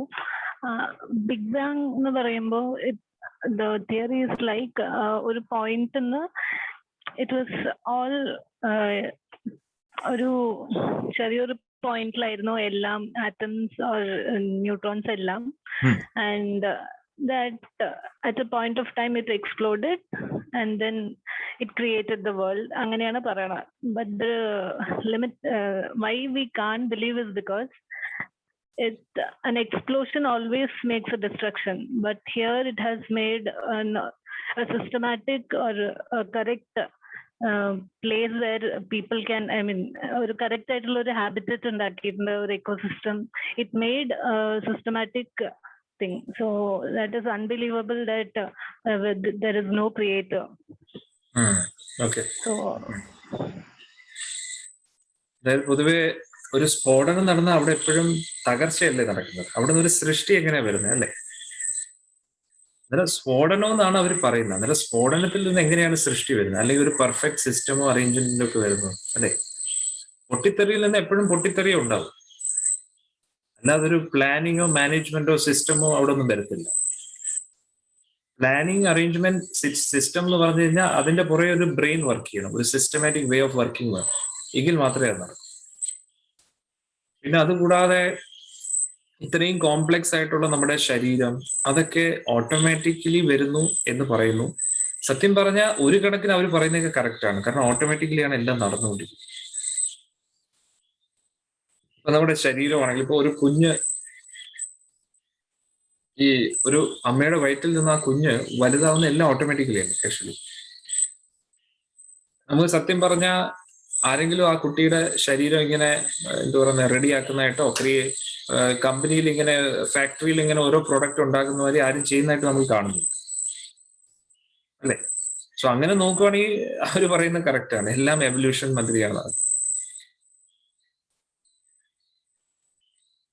മനസ്സിലായില്ലേ? ഇപ്പൊ ഉദാഹരണത്തിന് ബിഗ് ബാങ്ങിന്റെ കാര്യവും നമ്മൾ പറയുവാണ്. ശരി, ഒരു പോയിന്റിൽ നിന്നാണ് എല്ലാം തുടങ്ങുന്നത്, അല്ലെ? ഒരു ബ്ലാസ്റ്റ് കടന്നു എന്ന് പറയും. ഇനി നമ്മൾ പറയാ ബ്ലാസ്റ്റ് അല്ല നടന്നത്, ഭഗവാന്റെ സൃഷ്ടിയാണ്. ഈ ഭഗവാൻ എങ്ങനെ കാണിച്ചു കൊടുക്കാൻ പറ്റും? നമുക്ക് കാണിച്ചു കൊടുക്കാൻ പറ്റും? അവരുടെ ലാബിലും എക്സ്പെരിമെന്റ് വഴിയും അറ്റ്ലീസ്റ്റ് അവർക്ക് പ്രൂവ് ചെയ്യാനെങ്കിലും പറ്റും. അതുകൊണ്ട് ഈ ഒരു ഫിഷൻ, ഫ്യൂഷൻ, അങ്ങനെ കുറച്ച് കാര്യങ്ങളൊക്കെ ഉണ്ട്. ന്യൂക്ലിയർ റിയാക്ടേഴ്സിന്റെ കുറച്ച് കാര്യങ്ങളും അതൊക്കെ അത് ഫിസിക്സിന്റെ ആരെങ്കിലും ഉണ്ടെങ്കിൽ അവർക്കേ മനസ്സിലാവും. എനിക്കും അതിനെക്കുറിച്ച് കൂടുതൽ അറിയത്തില്ല. അത് ഒരു ഫിസിക്കൽ ലാംഗ്വേജ്, ഫിസിക്സിന്റെ ലാംഗ്വേജ്. അന്നേരം അങ്ങനെയുള്ള കുറച്ച് കാര്യങ്ങളൊക്കെ ഉണ്ട്. അന്നേരം അതിന്റെ അടിസ്ഥാനത്തിൽ അവർക്കത് പ്രൂവ് ചെയ്യാൻ പറ്റും. എന്ത് പ്രൂവ് ചെയ്യാൻ പറ്റും? കാരണം ഇത് ഇങ്ങനെ ഇപ്പൊ ഉദാഹരണത്തിന് പല രീതിയിലും എന്താ പറയാ ഫിസിക്സിന്റെ ഓരോരോ ലോസ് ഉപയോഗിച്ചുകൊണ്ട്, അല്ലെ? ഫിസിക്സിന്റെ ഈ ഒരു ഗ്രാവിറ്റി ആയാലും അങ്ങനെ ഓരോരോ ലോസ് ഉപയോഗിച്ചുകൊണ്ട് അവർക്ക് ഇതെല്ലാം പ്രൂവ് ചെയ്യാൻ പറ്റും. കാരണം ഇങ്ങനെയാണ് അങ്ങനെയാണെന്ന് പറയും. മനസ്സിലായില്ലേ? അന്നേരം നമ്മൾ എങ്ങനെയാണ് നമ്മുടെ കാര്യം പ്രൂവ് ചെയ്യുന്നത്? ഒരു കുഞ്ഞ് വയറ്റിൽ എങ്ങനെ ജനിക്കുന്നു, കുഞ്ഞ് എങ്ങനെ വളരുന്നു, അതുപോലും നമ്മൾ നോക്കുകയാണെങ്കിൽ ഒരിക്കലും നമുക്ക് എങ്ങനെ പ്രൂവ് ചെയ്യാൻ പറ്റുമോ? നമ്മുടെ കുഞ്ഞ് അകത്തുനിന്ന് വളരുന്നത് നാച്ചുറലി അല്ല, അതിന്റെ പുറകെ ആരെങ്കിലും എന്തെങ്കിലും ചെയ്യുന്നതായിട്ട് നമ്മൾ കാണുന്നുണ്ടോ? ഒന്നും കാണുന്നില്ല. എല്ലാം ഓട്ടോമാറ്റിക്കലി നടക്കുമല്ലേ.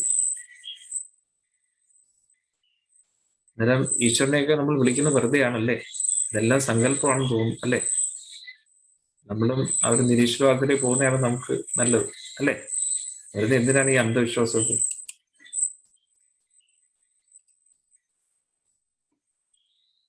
യെസ്, അല്ലെങ്കിൽ നിങ്ങൾ ആരെയും എന്തെങ്കിലുമൊക്കെ പറയണം. എന്താണ് നിങ്ങളുടെ point? Yes, Aju sir, can you prove God exists somewhere?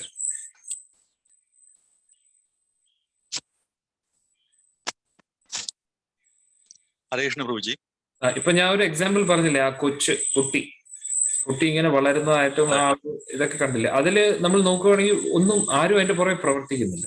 See, we are not able to see anybody. It's automatically happening. So definitely everything is happening naturally. So why do you believe in God? Do you believe in God? ഈശ്വരൻ വിശ്വസിക്കുന്നുണ്ടോ? തീർച്ചയായും. എന്തുകൊണ്ട് വിശ്വസിക്കുന്നു? എന്തുകൊണ്ട്? Big bang തിയറിയെ പറ്റി ഒരു ഏകദേശ ധാരണ കിട്ടിയോണ്ട് മാത്രം വിശ്വസിക്കാം. ബിഗ് ബാങ് തിയറി അനുസരിച്ച് പച്ച മലയാളത്തിൽ പറയുകയാണെങ്കിൽ ടൈം ഉണ്ടല്ലോ, ക്വാണ്ടം ടൈം, ഐൻസ്റ്റീൻ പറയുന്ന time dimension. So once upon a time, time is equal to 0 ആയി. ടൈം ഈസ് ഈക്വൽ ടു 0 ആയിപ്പോയി. അപ്പൊ എന്താ സംഭവിക്കുക? നമ്മുടെ E=mc² എന്ന് പറഞ്ഞ ഇക്വേഷനകത്ത് 0 ആഡ് ചെയ്യും, മൾട്ടിപ്ലൈ ഈ സൈഡിൽ അപ്പുറത്ത് ഇട്ട് കഴിഞ്ഞാൽ എന്താ സംഭവിക്കുക? E0 ആവും, m0 ആവും, c² 0 ആവും. അപ്പൊ മാറ്ററും ഇല്ല, എനർജി ഇല്ല, c² ഇല്ല. അങ്ങനെ ആഡ് ചെയ്യുന്നത് ശരിയല്ല. നമുക്ക് ജസ്റ്റ് നമ്മുടെ സാധാരണക്കാരുടെ ഭാഷയിൽ പറയുകയാണെങ്കിൽ അപ്പൊ ടൈം 0 ആയപ്പോ ഒന്നുമില്ല, മാറ്റർ ഇല്ല, എനർജി ഇല്ല, c² ഇല്ല. അപ്പൊ എല്ലാം കൂടെ ഒരു സിംഗുലാരിറ്റി എന്ന് അവർ വിളിക്കുന്ന ഇതായിട്ട് മാറിയെന്ന് അവർ വിശ്വസിക്കുന്നത്. പിന്നെ എന്ത് സംഭവിച്ചെന്ന് പറഞ്ഞു കഴിഞ്ഞാൽ യാദൃശ്യമായിട്ട് ടൈം പതുക്കെ മൂവ് ചെയ്യാൻ തുടങ്ങി മുമ്പിലേക്ക്. നമുക്ക് സങ്കല്പിക്കാനാവാത്ത സ്പീഡിൽ ടൈം മൂവ് ചെയ്യാൻ തുടങ്ങി. ശരിക്കും അത് പൊട്ടിത്തെറിയല്ല, ശരിക്കും അതൊരു എക്സ്പാൻഷൻ ആണ്. പക്ഷെ നമുക്ക് സങ്കല്പിക്കാനാവാത്ത വേഗത്തിൽ ടൈം മൂവ് ചെയ്യുന്നോട്ട് നമുക്കത് പൊട്ടിത്തെറിയായിട്ടേ തോന്നത്തുള്ളൂ, ഒബ്സർവ് ചെയ്യാൻ പറ്റത്തുള്ളൂ. ബിഗ് ബാങ് എന്ന് പറഞ്ഞാൽ ജസ്റ്റ് ആൻ എക്സ്പാൻഷൻ. അപ്പൊ നമുക്ക് അതിനെപ്പറ്റി സങ്കല്പിക്കാൻ പോലും പറ്റില്ല. ടൈം മൂവ് ചെയ്യണം വേഗത്തിൽ. അപ്പം നമ്മൾ ഈ ഗോഡ് പാർട്ടിക്കിൾ കണ്ടുപിടിക്കാൻ വേണ്ടി ശാസ്ത്രജ്ഞന്മാർ ഇത്രയും കഷ്ടപ്പെടാൻ കാര്യം എന്ന് വെച്ച് കഴിഞ്ഞാൽ ആ പെട്ടെന്ന് സംഭവിച്ച എക്സ്പാൻഷനിൽ ഏതോ ഒരു പാർട്ടിക്കിൾ, നമുക്ക് അറിയാൻ വയ്യാതെ ഇതുവരെ പിടിതാരാത്ത ഏതോ ഒരു പാർട്ടിക്കിൾ ആണ് ആ പദാർത്ഥങ്ങൾക്ക് ഭാരം കൊടുത്തത്. അതിനെയാണ് നമ്മുടെ പ്രശസ്തനായ സയന്റിസ്റ്റായ ഈ ഹിഗ്സ്, ശരിക്കും ഗോഡ് പാർട്ടിക്കിൾ എന്ന് പറയുമ്പോഴത്തേക്ക് നമ്മളാണ് അഭിമാനിക്കുന്നത്. കാരണം നമ്മുടെ ശാസ്ത്രജ്ഞ JC ബോസാണ് ആദ്യമായിട്ട് ഡെവലപ്പ് ചെയ്തത്. അദ്ദേഹം ആൽബർട്ട് ഐൻസ്റ്റീന് കത്തെഴുതിയതിനെ പറ്റി. ആ കത്ത് വായിച്ച ഐൻസ്റ്റീൻ അദ്ദേഹത്തിന്റെ അടുത്തേക്ക് വിളിപ്പിച്ച് അദ്ദേഹത്തിന്റെ മോഡിഫിക്കേഷൻ, ശരിക്കും അതിന്റെ പേര് ഐൻസ്റ്റീൻ ബോസോൺ പാർട്ടിക്കിൾ എന്നാണ്. പക്ഷെ ഐൻസ്റ്റീൻ അദ്ദേഹത്തിന് എല്ലാവർക്കും മനസ്സിലായി ബോസോണിന്റെ കോൺട്രിബ്യൂഷന്റെ പ്രാധാന്യം മനസ്സിലായതുകൊണ്ട് അതിനെ ഐൻസ്റ്റീൻ മാറ്റി ബോസോൺ ആക്കി. ഹിഗ്സ് ആണ് അതിനെപ്പറ്റി കുറെ കൂടെ ആധികാരികമായിട്ട് പഠിച്ചത്. അങ്ങനെ ഹിഗ്സ് ബോസോൺ പാർട്ടിക്കിളായി. തിയറിറ്റിക്കലായി 40 വർഷത്തോളം. ആ പാർട്ടികളുടെ ക്യാരക്ടറിസ്റ്റിക്സ് എന്താണ് അവർ പറയുന്നത്? പ്രഭുജി ആ കൊളൈഡറിനകത്ത് കുറച്ചു നേരത്തേക്ക് മാത്രം പെട്ടെന്ന് പ്രത്യക്ഷപ്പെടുകയാണ് ചെയ്തത്. അത് കുറെ വർഷത്തെ കഠിനാധ്വാനം ചെയ്തതിനു ശേഷം പക്ഷെ അതുപോലെ ഡിസപ്പർ ചെയ്യുകയും ചെയ്തു. പക്ഷെ ആ പ്രത്യക്ഷപ്പെട്ട അത് അത്യന്താധുനികമായിട്ടുള്ള ഡിറ്റക്ടർ വെച്ചിട്ട് അവർ ഇങ്ങനെ നോട്ട് ചെയ്ത് ഒബ്സർവ് ചെയ്തിട്ടുണ്ട്. ഇങ്ങനെ സ്പിൻ ചെയ്തു, അങ്ങനെ സ്പിൻ ചെയ്തു പറയും. സ്പിൻ ഇല്ലാത്ത പാർട്ടിക്കിളാണ്. അതിന്റെ പ്രത്യേകത അതാണ്. മൂവ് ചെയ്യത്തില്ല, സ്പിന്നിങ് നടക്കത്തില്ല. സ്പിന്നിങ് ഓഫ് ഇലക്ട്രോൺസ് അതാണ് പറയുന്നത്. സ്പിൻ ചെയ്യാത്ത പാർട്ടിക്കിളാണ് ഈ boson particle, Higgs boson particle. അത് യൂണിവേഴ്സിൽ മാത്രമേ ഉള്ളൂ, ഇവിടെ ഇല്ല ആണോ? അത് എല്ലാത്തിലും ഉണ്ടോ? അതിനെപ്പറ്റി ധാരണയില്ല, വ്യക്തമായ ധാരണയില്ല. ആ സമയത്ത് പുറത്തു വന്നു എന്നാണ് അവർ വിശ്വസിക്കുന്നത്. ഓക്കെ. അല്ല, ഞാൻ പക്ഷെ എന്റെ ചോദ്യം എന്ന് പറഞ്ഞാൽ, ഒരു കുട്ടി പ്രഭു ഈശ്വരന്റെ വിശ്വസിക്കുന്നു, അജു സാർ വിശ്വസിക്കുന്നു ഈശ്വരൻ ഉണ്ടോ? തീർച്ചയായും. ചോദ്യം എന്ന് പറഞ്ഞാൽ, ഒരു കുട്ടിയിൽ ഇങ്ങനെ ട്രാൻസ്ഫോർമേഷൻ നടക്കുന്നു അല്ലെ? ഒരു കുട്ടി വയറ്റിനകത്ത് ഇങ്ങനെ ജനിച്ചു, അത് ഇവോൾവ് ആവുന്നു, വളരുന്നു, എന്നിട്ട് ആ ബർത്തിന്റെ സമയമാകുമ്പോൾ ജനിക്കുന്നു, റൈറ്റ്? എന്നിട്ട് അതിൽ നമുക്കൊരു വേറൊരു പ്രോസസ്സിങ്ങോ ഒന്നും നടക്കുന്നില്ല. അന്നേരം പൊതുവെ നമ്മൾ പറയുന്നത് എന്താണ്? എല്ലാത്തിന്റെ പുറകിൽ ഈശ്വരനുണ്ട്. പക്ഷെ ഒരു കുട്ടിയുടെ ആ ഒരു എവല്യൂഷൻ നോക്കുകയാണെങ്കിലും അതിലൊന്നും നമുക്ക് ഇതൊന്നും കാണുന്നില്ല. ഇവോൾവ് ആവുകയാണ് ആ കുട്ടി, അകത്തൊരു ചെറിയൊരു ഇതിൽ നിന്നും വലുതായിട്ടൊരു കുട്ടിയായിട്ട് ഇവോൾവ് ആവുകയാണ്. അതിലൊന്നും നമുക്ക് ഭഗവാന്റെ ടച്ച് കാണുന്നില്ല, ഭഗവാന്റെ പ്രസൻസ് കാണുന്നില്ല. So can we conclude God does not exist? അതാണ് ഞാൻ ചോദിച്ചത്. ഇല്ല, ഒരിക്കലും ഇല്ല. എന്തുകൊണ്ട്? കാരണം അത് പ്രഭുജി പറയുന്ന പോലെ തന്നെ നമ്മൾ വെറും 3 ഡയമെൻഷനിൽ ജീവിക്കുന്ന ജീവികളാണ്. 4 ഡയമെൻഷൻ ഉണ്ടെങ്കിൽ നമുക്ക് അതിനോട്ട് അസസ് ഇല്ല. 3 ഡയമെൻഷൻ ഫോർ ഷുവർ. അതെ, നമുക്ക് അറിയാൻ വയ്യാത്ത കാര്യങ്ങൾ എത്രയോ ഉണ്ട്. ടിയിൽ നടക്കുന്ന T=0 ആയതുപോലെ നമ്മൾ അറിയുന്നില്ല.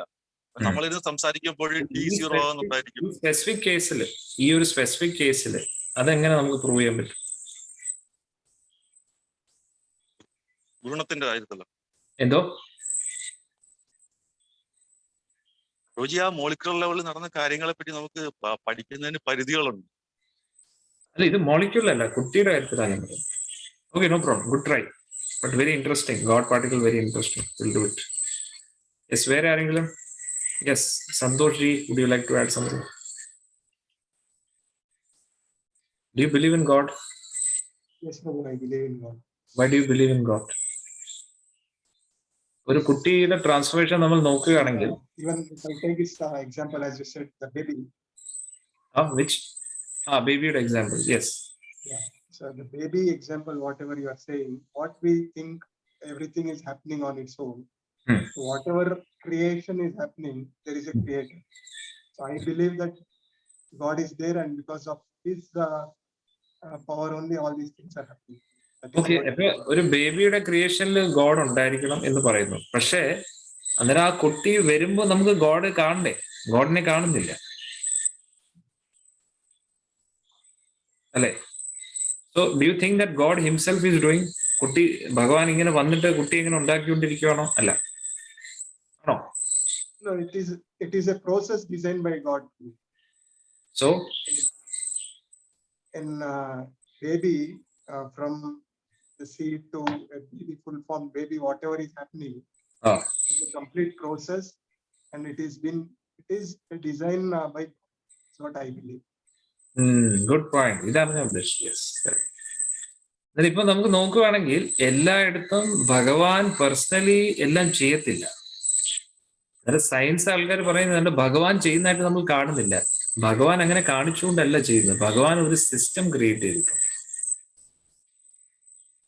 ഒരു പ്രോഗ്രാമിംഗ് എങ്ങനെയാണോ ഒരു സോഫ്റ്റ്വെയർ ഡെവലപ്പർ ഒരു പ്രോഗ്രാമിംഗ് ചെയ്ത് വെച്ചിരിക്കുന്നത്, അതേപോലെ ഒരു പ്രോഗ്രാമിന്റെ അടിസ്ഥാനത്തിലാണ് എല്ലാം വർക്ക് ചെയ്യുന്നത്. അതായത് തുടക്കത്തിൽ ഒരു പ്രോഗ്രാം ചെയ്ത് വെച്ചിരിക്കുകയാണ്. ഒരിക്കൽ ആ പ്രോഗ്രാം സ്റ്റാർട്ട് ചെയ്താൽ ചിത്രീകരിക്കുന്ന പറഞ്ഞാൽ ഓട്ടോമാറ്റിക്കലി അത് വർക്ക് ചെയ്തുകൊണ്ട് ഭഗവാൻ എല്ലാത്തിനും ഇങ്ങനെ ഇടപെടേണ്ട ആവശ്യമില്ല. That's why we can conclude God there is A possibility that ഈശ്വരൻ ഉണ്ട് എന്ന് നമുക്ക് വിശ്വസിക്കാം, തള്ളിക്കളയാൻ പറ്റുന്നില്ല അല്ലെ. ഇപ്പൊ പല ഓട്ടോമേറ്റഡ് സിസ്റ്റമും നമുക്ക് കാണാം. ഇപ്പൊ ഉദാഹരണത്തിന് പ്ലെയിൻ ഓട്ടോ പൈലറ്റ് മോഡിൽ പോകുമ്പോൾ അവിടെ പൈലറ്റ് നിൽക്കേണ്ട ആവശ്യമില്ല അല്ലെ. ഓട്ടോ പൈലറ്റോട് പോകുന്നത് കാരണം ആ പൈലറ്റ് ഇല്ലാതെ തന്നെ ആ പ്ലെയിൻ മൂവ് ചെയ്യാനുള്ള എല്ലാ പ്രോഗ്രാമിങ് അത് ചെയ്തു വെച്ചിരിക്കുക. അതിനകത്ത് ഓട്ടോമാറ്റിക്കലി വർക്ക് ചെയ്യും. അതേപോലെ ഒരു കുട്ടി ആ ഒരു കുഞ്ഞായിട്ടിരുന്ന് അതെങ്ങനെ വളരണോ അതിന്റെ ആ ഒരു എല്ലാവിധ ആ ഒരു പ്രോഗ്രാമിങ് അതിന്റെ ആ ജീൻസില് സെല്ലുലർ ഇതില് പ്രോഗ്രാം ചെയ്ത് വെച്ചിരിക്കുകയാണ്. ഓട്ടോമാറ്റിക്കലി അതെല്ലാം ഇങ്ങനെ നടന്നുകൊണ്ടിരിക്കുന്നത്. അഫ്കോഴ്സ് അത് ബയോളജി സ്റ്റുഡൻസിനെ അതിനെ കുറിച്ച് കൂടുതൽ അറിയാം. രാജു സർ അത് മൈക്രോബയോളജി സ്റ്റുഡന്റ്, മൈക്രോബയോളജിയിലെ മാസ്റ്റേഴ്സ്. അന്നേരം ആ ഒരു സെൽ ലെവലിൽ പല പല പ്രോഗ്രാമിങ് ചെയ്തു വെച്ചു. അന്നേരം അതിനനുസരിച്ച് ഓട്ടോമാറ്റിക്കലി ഇത് നടന്നുകൊണ്ടിരിക്കും. അന്നേരം ഫുൾ ഒരു ഓട്ടോമേറ്റഡ് സിസ്റ്റമാണ് ഭഗവാന്റെ എല്ലാം. എങ്ങനെയാണോ നമ്മൾ ഈ ഓട്ടോമേറ്റഡ് മെഷീൻ എല്ലാം പ്രവർത്തിക്കുന്നത് അതേപോലെ തന്നെ എല്ലാം ഓട്ടോമാറ്റിക്കായിട്ട് നടക്കും. ഇപ്പൊ ഉദാഹരണത്തിന് നമ്മുടെ ഈ ലാപ്ടോപ്പ് നോക്കുകയാണെങ്കിൽ അല്ലെ, ഈ ലാപ്ടോപ്പില് വിൻഡോസ് ഓപ്പറേറ്റിംഗ് സിസ്റ്റം ഉണ്ട് അല്ലെ, വിൻഡോസ് അല്ലെ. ഈ വിൻഡോസ് ഒറിജിനലി ക്രിയേറ്റ് ചെയ്തിരിക്കുന്ന ആ മൈക്രോസോഫ്റ്റ് കയ്യിലാണ് ഒറിജിനൽ ഓപ്പറേറ്റിംഗ് സിസ്റ്റം. മനസ്സിലാവുന്നുണ്ടോ? എല്ലാരും ഇവിടെ തന്നെയാണോ? ഉണ്ടോ? ഓക്കെ.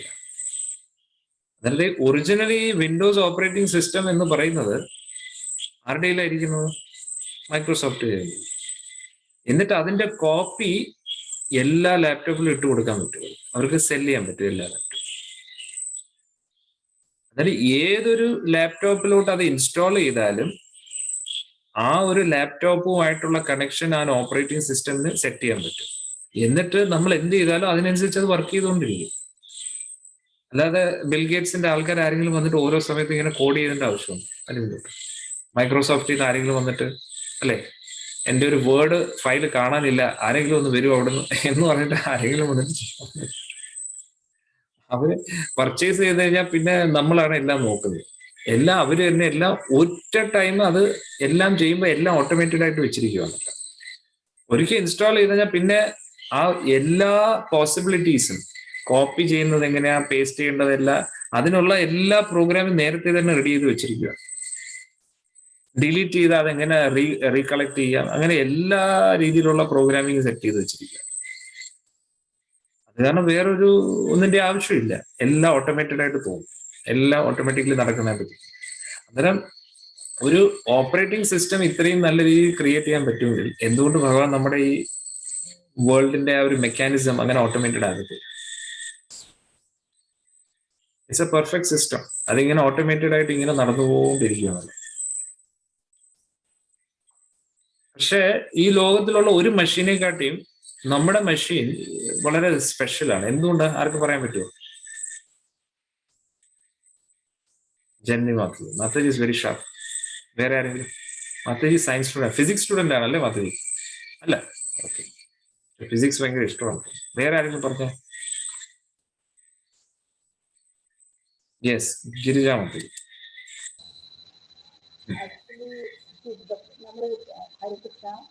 നമ്മൾ കഴിക്കുന്ന ഫുഡ് ഡൈജസ്റ്റ്, നമ്മൾ രാത്രി ഉറങ്ങുമ്പോഴും നമ്മളൊന്നും ചെയ്യുന്നില്ല അല്ലെ, ആ ഫുഡ് ഡൈജസ്റ്റ് ചെയ്യുന്നത് ഹൗ ഇസ് ഇറ്റ്. അപ്പൊ അവിടെ ഒന്ന് പ്രവർത്തിക്കേണ്ടത് വളരെ കറക്റ്റാണ്. And at the same time നമ്മൾ ഈ ബ്രീത്ത് ചെയ്യുന്നത്, ഓക്സിജൻ നമ്മൾ എടുക്കുന്ന കാർബൺ, അതൊക്കെ ഓൾറെഡി പ്രീ പ്ലാൻഡ് ആണ്. അതെല്ലാം ദൈവം. Very good point, very good, super point, super point, super point. എത്ര പേര് കേട്ടു? കേട്ടില്ല? കേൾക്കാൻ പറ്റുമോ? യെസ്. അത് മാതാജി പറഞ്ഞ ഫുഡ് നമ്മൾ ഡൈജസ്റ്റ് ചെയ്യുന്നു, രാത്രി ഉറങ്ങുന്നു അല്ലെ. അത് നമ്മൾ അന്ന് ആലോചിക്കാറില്ല അല്ലെ, ഫുഡ് ഡൈജസ്റ്റ് ആവണം അല്ലെ, ഇതിപ്പോ ഇങ്ങനെ പോയി കറക്റ്റ് ആയിട്ട് ഓരോ പാർട്സിലും പോകണം അല്ലെ. അയ്യോ അവിടെ ഇട്ട് എത്തിയിട്ടില്ല ആഹാരം എന്ന് പറഞ്ഞ് നമ്മൾ അതിനു വേണ്ടി പ്രത്യേകം ചിന്തിച്ച് ഫുഡ് അങ്ങോട്ട് എത്തിക്കണം അല്ല, ഒന്നുമില്ല, എല്ലാം ഓട്ടോമാറ്റിക്കലി നടക്കും. രാത്രി ഉറങ്ങുമ്പോഴും ഉറങ്ങാതെ ഹാർട്ട് പ്രവർത്തിക്കണേ എന്ന് പറഞ്ഞിട്ട് അല്ലെ, ഉറക്കമൊക്കെ മാറ്റി വെച്ചിട്ട് നമ്മൾ ഹാർട്ട് പമ്പി പമ്പി എന്ന് പറയേണ്ട ആവശ്യമുണ്ടോ? ഒന്നും. എല്ലാം ഓട്ടോമാറ്റിക്കലി നടന്നുകൊണ്ടിരിക്കും. എല്ലാം ഓട്ടോമേറ്റഡ് സിസ്റ്റമാണ്. എങ്ങനെ ഇതൊക്കെ വർക്ക് ചെയ്യുന്നു? അത് കറക്റ്റായിട്ട് നമ്മൾ കണ്ണുകൾ അടയുന്നു, ഐലിഡ്സ് വർക്ക് ചെയ്യുന്നു, എല്ലാം ഓട്ടോമേറ്റഡ് സിസ്റ്റമാണ്. നമ്മൾ ചിന്തിക്കുന്ന പോലും ഇല്ല, നമ്മൾ അതിനെക്കുറിച്ച് ഒന്നും ചിന്തിക്കുക. ആരാണ് പിന്നെ കൺട്രോൾ ചെയ്യുന്നത്? ഒരു പ്രോഗ്രാമിംഗ് ഉണ്ട്, ഒരു കോഡിംഗ് ഉണ്ട്. ആ കോഡിംഗ് വർക്ക് ചെയ്യുന്നതിന്റെ അനുസരിച്ച് ആരോ അത് കോഡ് ചെയ്ത് വെച്ചിരിക്കുക. അതാണ് നമ്മൾ മനസ്സിലാക്കേണ്ടത്. ആരോ ഒരാൾ കോഡ് ചെയ്തിട്ടുണ്ട്. അല്ലാതെ എങ്ങനെ ഇത് ഓട്ടോമാറ്റിക്കലി പ്രവർത്തിക്കുന്നു? നമ്മുടെ ഹാർട്ട് കറക്റ്റായിട്ട് പ്രവർത്തിക്കുന്നു.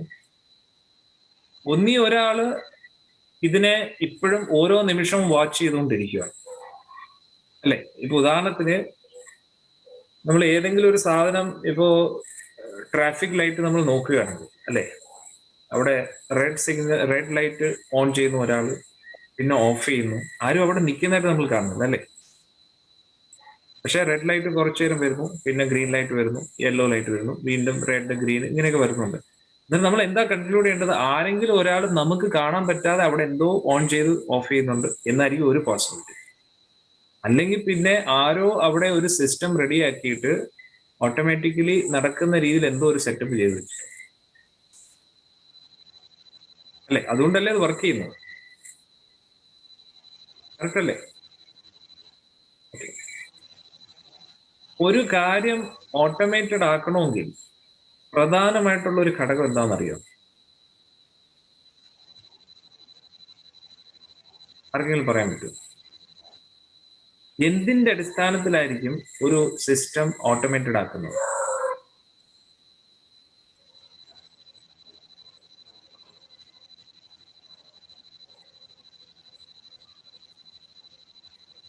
ടൈം, അല്ലേ?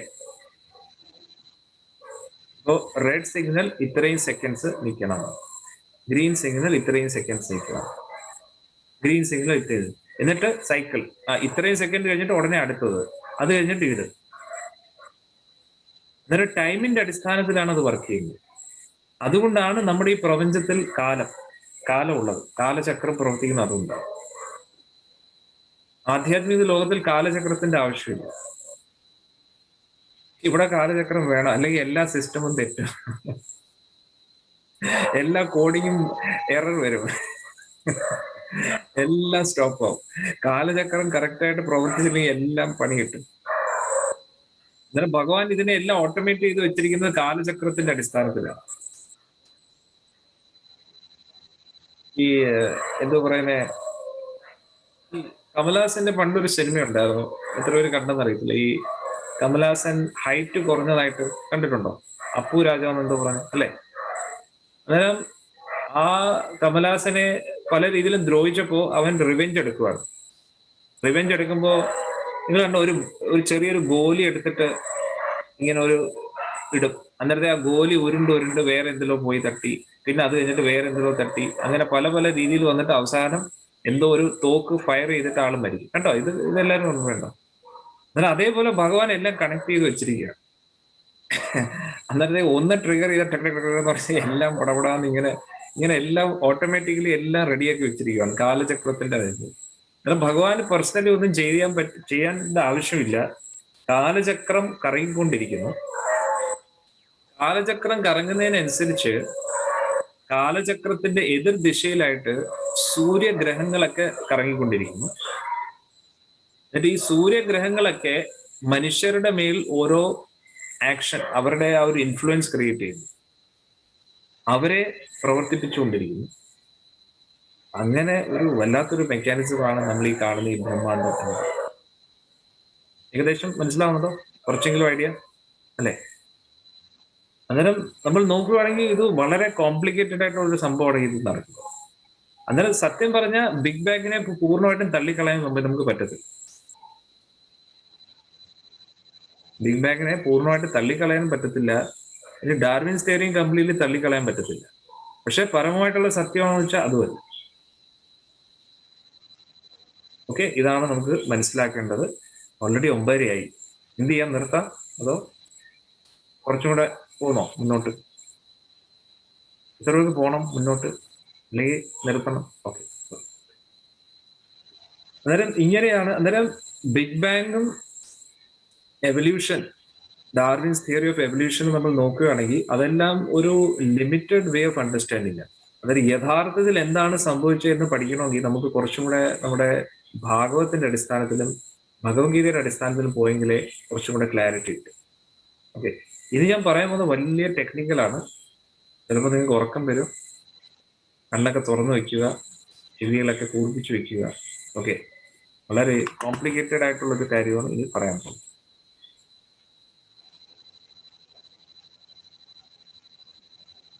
ഹരേ കൃഷ്ണ ഹരേ കൃഷ്ണ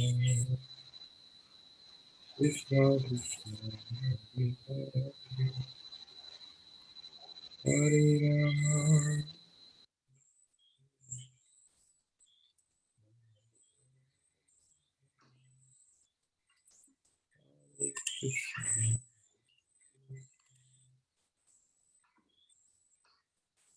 കൃഷ്ണ കൃഷ്ണ. ഓക്കെ,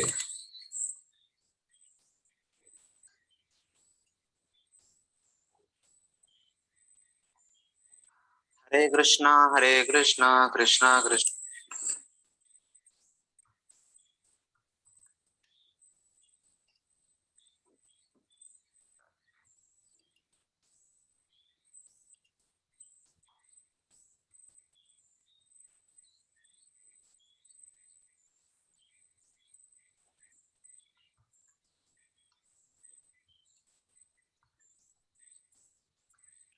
ഓക്കെ, ഇനി നമ്മൾ കുറച്ച് വീഡിയോയിൽ നോക്കാം. അന്നേരം പൊതുവെ നമ്മുടെ ഇതുവരെ നമ്മൾ പഠിച്ചത് മോഡേൺ സയൻസിന്റെ പ്രകാരം സൃഷ്ടി എങ്ങനെയാണ്, അല്ലെ?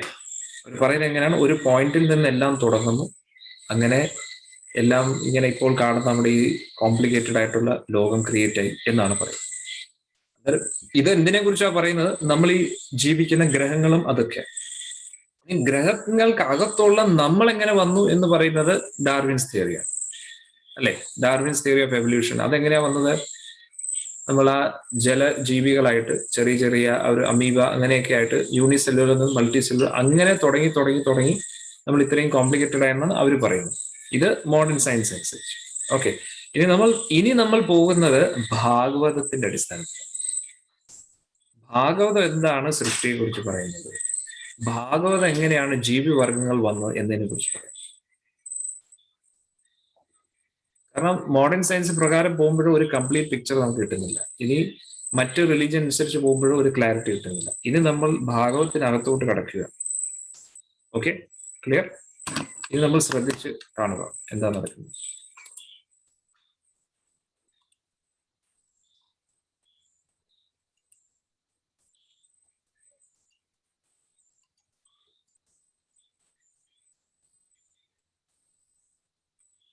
അന്നേരം പൊതുവെ generally we see the words of the scriptures through our experience in the world.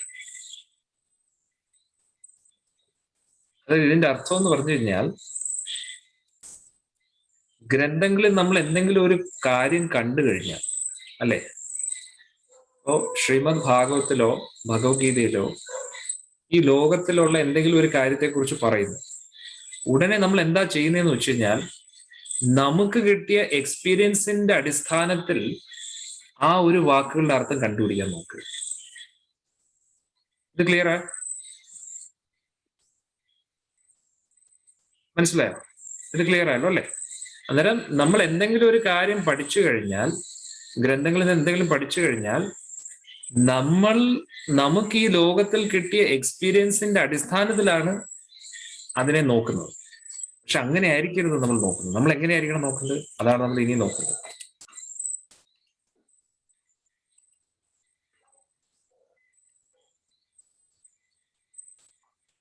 We should try to experience this world through the words of the scriptures.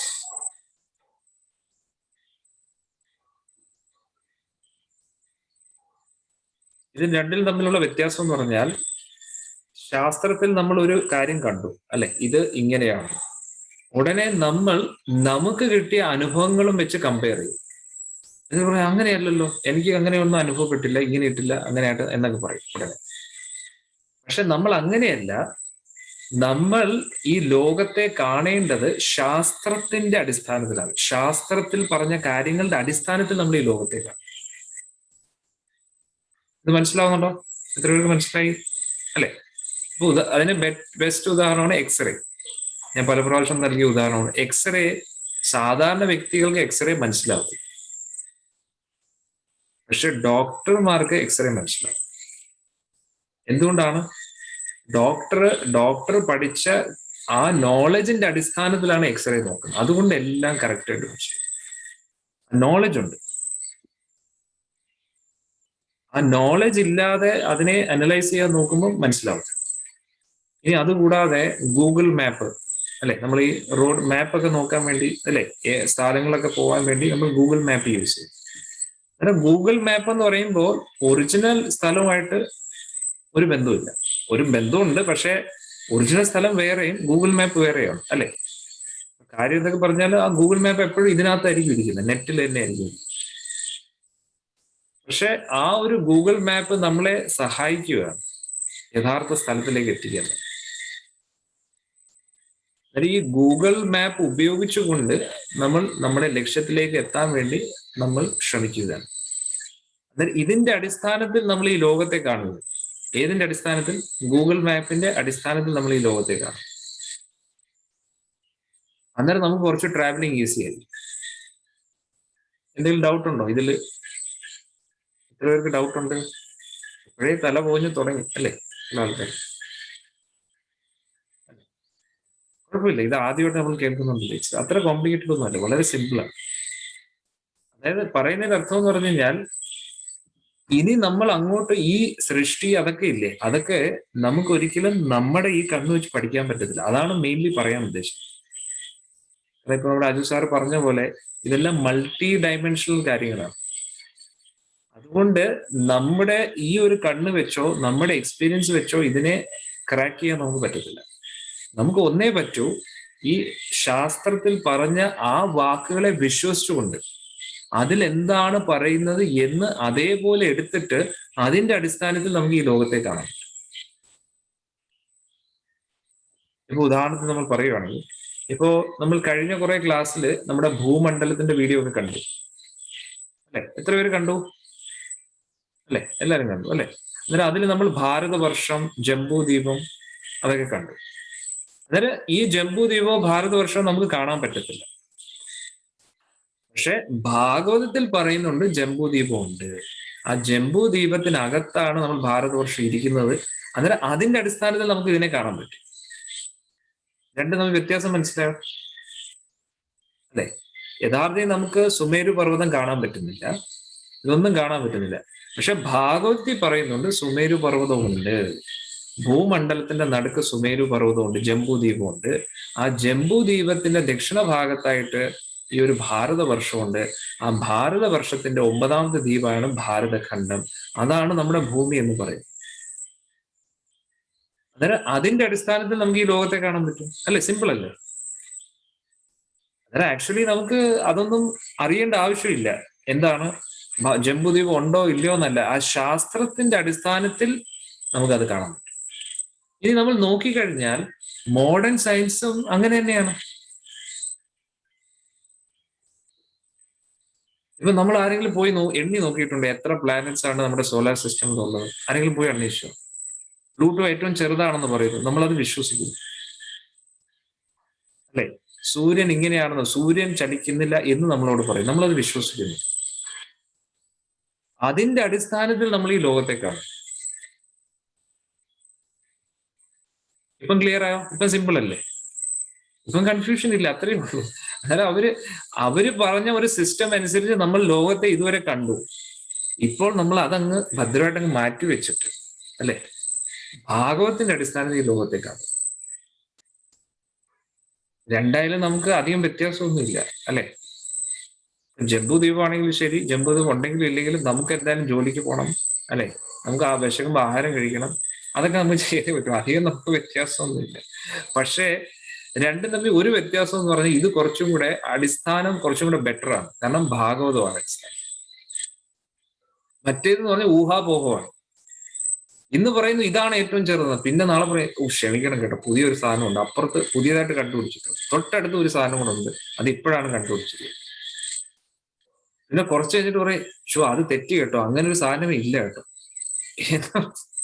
ഇങ്ങനെ ഒരു ക്ലാരിറ്റി ഇല്ലാതെ അങ്ങോട്ടും ഇങ്ങോട്ടും ഇട്ട് കളിച്ചോണ്ടിരിക്കും. അതിൽ അത്രയും കാലം നമ്മൾ എന്തിനാണോ വിശ്വസിച്ചത്, പിന്നെ അത് കഴിഞ്ഞിട്ട് വീണ്ടും എല്ലാം വീണ്ടും കറക്റ്റ് ചെയ്യുന്നുണ്ട്. എന്നാൽ അതിനെക്കാട്ടി എത്രയോ നല്ലതാണ് ഭാഗവത്തിന്റെ അടിസ്ഥാനത്തിൽ പോകുന്നത്. കാരണം എന്തുകൊണ്ടാന്ന് വെച്ചാൽ ജോലിയൊന്നും ഇല്ലാത്ത ആൾക്കാരല്ല ഭാഗവതം എഴുതിയിരിക്കുന്നത്, അല്ലെ? റിസർച്ച് ചെയ്തിട്ട് കുറച്ച് നോബൽ പ്രൈസ് ഒക്കെ മേടിച്ചിട്ട് കാശുണ്ടാക്കി, അല്ലെ? അങ്ങനെ ജീവിക്കാൻ അത് അവരൊന്നും അല്ല എഴുതിയിരിക്കുന്നത്. ആരാ എഴുതിയത്? വ്യാസമഹർഷിയാണ് ഭാഗവതം എഴുതിയത്. അദ്ദേഹം കരിയർ സെറ്റ് ചെയ്യാനോ ഒരു സയന്റിസ്റ്റ് ആയിട്ട് നാസയിൽ സയന്റിസ്റ്റ് ആയിട്ട് കയറാൻ വേണ്ടി ഒന്നുമല്ല ഇതൊക്കെ എഴുതിയിരിക്കുന്നത്. അല്ലെ? അദ്ദേഹം അവിടെ ഭദ്രമായിട്ട് എന്താ പറയുന്നത്, അവിടെ ഉത്തർ ബദ്രിയിൽ അദ്ദേഹം ആളവിടെ ഇരിപ്പുണ്ട്. പിന്നെ അതുകൂടാതെ അദ്ദേഹം സാക്ഷാൽ ഭഗവാന്റെ തന്നെ അവതാരം കൂടാണ്. അദ്ദേഹം കോപ്പിറൈറ്റ് അടിക്കാൻ പോലും വരുന്നില്ല, അല്ലെ? എന്റെ ഭാഗവതമാണ് എല്ലാവരും ചർച്ച ചെയ്യുന്നത്, അല്ലെ? എന്റെ പേര് എല്ലായിടത്തും വേണം, കോപ്പിറൈറ്റ് എനിക്ക് വേണം, ക്രെഡിറ്റ് എനിക്ക് വേണം, അതിനൊന്നും വരുന്നില്ല. അദ്ദേഹം അവിടെ ഇരിക്കുക. അന്നേരം എല്ലാം കൊണ്ടും അദ്ദേഹം നിസ്വാർത്ഥനാണ്. അന്നേരം അദ്ദേഹം എഴുതിയ വാക്കുകളാണോ നമ്മൾ വിശ്വസിക്കേണ്ടത്, അതോ ഓരോ സിറ്റുവേഷൻ അനുസരിച്ച് മാറ്റി മാറ്റി പിടിക്കുന്ന ആൾക്കാരെയാണോ നമ്മൾ വിശ്വസിക്കുന്നത്? തീർച്ചയായിട്ടും വ്യാസമഹർഷിയെ തന്നെ വിശ്വസിക്കാം. അന്നേരം ഇദ്ദേഹം തന്നെയാണ് എല്ലാ ഗ്രന്ഥങ്ങളും എഴുതിയത്. മഹാഭാരതം എഴുതിയത് അദ്ദേഹമാണ്. എല്ലാം ഈ സയൻസ് എന്ന് പറയുന്ന ഇതെല്ലാം അടിസ്ഥാനം അൾട്ടിമേറ്റ്ലി നോക്കിയാൽ വിദേശ രാജ്യത്തിൽ നിന്നാണ്. അതിൽ കുറഞ്ഞ പക്ഷം നമ്മുടെ ഇന്ത്യയിൽ നടക്കുന്ന കാര്യങ്ങൾ ആരാണ് നമ്മളോട് പറഞ്ഞു തരുന്നത്? ഇന്ത്യക്കാർ തന്നെയാണ്. ആ ഭാരതീയ സംസ്കാരം എന്ന് പറയുന്നത് ഈ നമ്മുടെ ഗ്രന്ഥങ്ങൾ, വൈദിക ഗ്രന്ഥങ്ങളിൽ നിന്നാണ് വരുന്നത്. അതുകൊണ്ട് ആ ഗ്രന്ഥങ്ങൾ തന്നെ നമ്മൾ വിശ്വസിക്കണം. ഇറ്റ്സ് എ കോമൺ സെൻസ്, അല്ലെ? അല്ലാതെ നമ്മുടെ മഹാഭാരതം, ഭാഗവതം ഇതിന്റെ അടിസ്ഥാനത്തിൽ എങ്ങനെയാണോ സൃഷ്ടി നടന്നത് എന്ന് പറയുന്നത് അത് തന്നെ നമുക്ക് വിശ്വസിക്കാം. ഞാൻ പറഞ്ഞതുപോലെ നമ്മുടെ കംപ്ലീറ്റ്ലി നമ്മുടെ ഭൂമിയുടെ പടം നാസയുടെ ഇല്ല. അതറിയാം എല്ലാവർക്കും, അല്ലെ? നമ്മൾ ഇതിനു മുമ്പേ ചർച്ച ചെയ്തു. നാസയുടെ കംപ്ലീറ്റ് പിക്ചർ ഇല്ല, കൂടുതലും ഗ്രാഫിക്കൽ പ്രസന്റേഷൻ ആണ്. കുറച്ച് പിക്ചേഴ്സ് എടുത്തിട്ട് അതിനെ ഗ്രാഫിക്കലി അത് കംപ്ലീറ്റ് ചെയ്യുക ആക്ച്വലി. അതിന് കൂടുതലും നമ്മൾ കാണുന്ന ചിത്രങ്ങളും വീഡിയോസും ഒക്കെ അതൊക്കെ ഗ്രാഫിക്കൽ പ്രസന്റേഷൻ ആണ്. പക്ഷെ അതൊക്കെ നമ്മൾ എന്താണ് പൂർണ്ണമായിട്ടും വിശ്വസിക്കുന്നത്. അതായത് എന്തുമാത്രം വിശ്വാസമാണോ അതിൽ അർപ്പിക്കേണ്ടത്, അത് ആ ഒരു വിശ്വാസം ഇവിടെ അർപ്പിച്ചാലും മതി. രണ്ടും സെയിം ആണ് ആക്ച്വലി. കാരണം രണ്ടായാലും നമുക്ക് അധികം വ്യത്യാസമൊന്നുമില്ല. ക്ലിയർലി ഇത് എല്ലാവരും ക്ലിയർ ആയോ? ഇറ്റ്സ് വളരെ സിമ്പിൾ ആണ്. ഇത് നമ്മൾ എന്തായാലും നോബൽ പ്രൈസിന് വേണ്ടി ഒന്നുമല്ല ഇത് പഠിക്കും. പിന്നെ ശാസ്ത്ര പണ്ഡിതന്മാരാവാനും വേണ്ടിയല്ല. നമുക്ക് കുറച്ച് അറിയണം ഭാരതവർഷം എവിടെയാണ്. നമ്മുടെ ഭാഗവത്തിലും മഹാഭാരതത്തിലും ഒക്കെ അത് പറയുന്നുണ്ട്. അത് അറിഞ്ഞിരിക്കുന്നത് നല്ലതല്ലേ? നമ്മുടെ ഭാരതവർഷം എവിടെയാണ്, അതിനു വേണ്ടിയാണ്. അന്നേരം ഇത്രയും കാലം നമ്മൾ നോക്കിയത് ആ ഒരു മോഡേൺ സയൻസിന്റെ അടിസ്ഥാനത്തിലാണ്, ഈ സോലാർ സിസ്റ്റം അതും ഇതും എന്നൊക്കെ പറഞ്ഞിട്ട്. അന്നേരം ഇനി നമ്മൾ കുറച്ച് മാറ്റി പിടിക്കുന്നു. കാരണം രണ്ടായാലും എന്താണ് നേരത്തെ ഞാൻ പറഞ്ഞതുപോലെ. പക്ഷെ അന്നേരം മോഡേൺ ആൾക്കാർക്ക് എന്തുകൊണ്ട് വിശ്വസിക്കാൻ പറ്റുന്നില്ല? കാരണം നമ്മൾ എന്തെങ്കിലും ഒരു കാര്യം പറയുമ്പോൾ അവർ ഇതുവരെ കേട്ടതും അവർ ഇതുവരെ അനുഭവിച്ചതിന്റെ അടിസ്ഥാനത്തിലാണ് അവരെല്ലാം സ്വീകരിക്കുന്നതും സ്വീകരിക്കാത്തത്. അവരുടനെ പറയുന്നത് ഇത്രയും കാലം ഞാൻ കേട്ടത് ഇങ്ങനെയാണ്, അതുകൊണ്ട് ഞാൻ ഒരിക്കലും അക്സെപ്റ്റ് ചെയ്യില്ല. അതെന്തൊരു ലോജിക്കാ, അല്ലേ? അതൊരിക്കലും നമുക്ക് അക്സെപ്റ്റ് ചെയ്യാം. അതിന് എല്ലാം കൊണ്ടും ഇപ്പൊ ഉദാഹരണത്തിന് ഈ ലോകത്തിൽ എന്ത് നമ്മൾ പഠിക്കണമെങ്കിലും വിശ്വാസം വേണം. വിശ്വാസത്തിന്റെ അടിസ്ഥാനത്തിലാണ് എല്ലാം. സ്കൂളിൽ നമ്മൾ സയൻസ് പഠിക്കുകയാണെങ്കിലും നമ്മൾ ഭഗവാന്റെ സയൻസ് പഠിക്കുകയാണ്, വേദിക് സയൻസ് പഠിക്കുക, രണ്ടിലും വിശ്വാസം വേണം. വിശ്വാസം ഇല്ലാതെ നമുക്ക് ഒന്നും പഠിക്കാം. ഇപ്പോ നമ്മൾ സ്കൂളിൽ പഠിക്കുന്ന ഓരോ കാര്യങ്ങളും നമ്മൾ റിസർച്ച് ചെയ്യാറില്ല, അന്വേഷിച്ച് നോക്കാറുണ്ടോ? ഇതൊക്കെ കറക്റ്റ് ആയിട്ട് ഐൻസ്റ്റൈൻ തന്നെയാണോ പറഞ്ഞത്, അതോ ന്യൂട്ടൺ തന്നെയാണോ പറഞ്ഞത്? നമ്മൾ അന്വേഷിച്ച് പോകാറുണ്ട്. നമ്മൾ പഠിക്കുന്നു, അല്ലെ? കാണാപാഠം പഠിക്കുന്നു, അല്ലെ? എങ്ങനെയെങ്കിലുമൊക്കെ എഴുതുന്നു, കോപ്പി അടിച്ചോ അങ്ങനെയൊക്കെ പാസ്സാവുന്നു, മാർക്ക് കരസ്ഥമാക്കുന്നു. എങ്ങനെയെങ്കിലുമൊക്കെ പഠിത്തം ഒന്ന് ഒതുക്കി തീർത്താൽ മതി എന്നാണ്, അല്ലെ? പഠിത്തത്തിൽ നിന്ന് രക്ഷപ്പെട്ടാൽ മതി എന്നുള്ള രീതിയിലാണ് നമ്മുടെ പൊതുവെ ഒരു അപ്രോച്ച് പഠിത്തത്തിനെ കുറിച്ച്, അല്ലെ? എന്നാൽ അങ്ങനെയൊക്കെയാണ് കൂടുതൽ ആൾക്കാർ.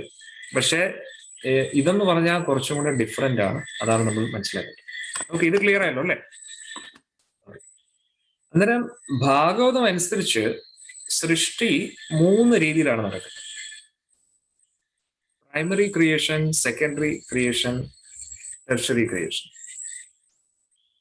3 തലങ്ങളിലായിട്ടാണ് നടക്കുന്നത്.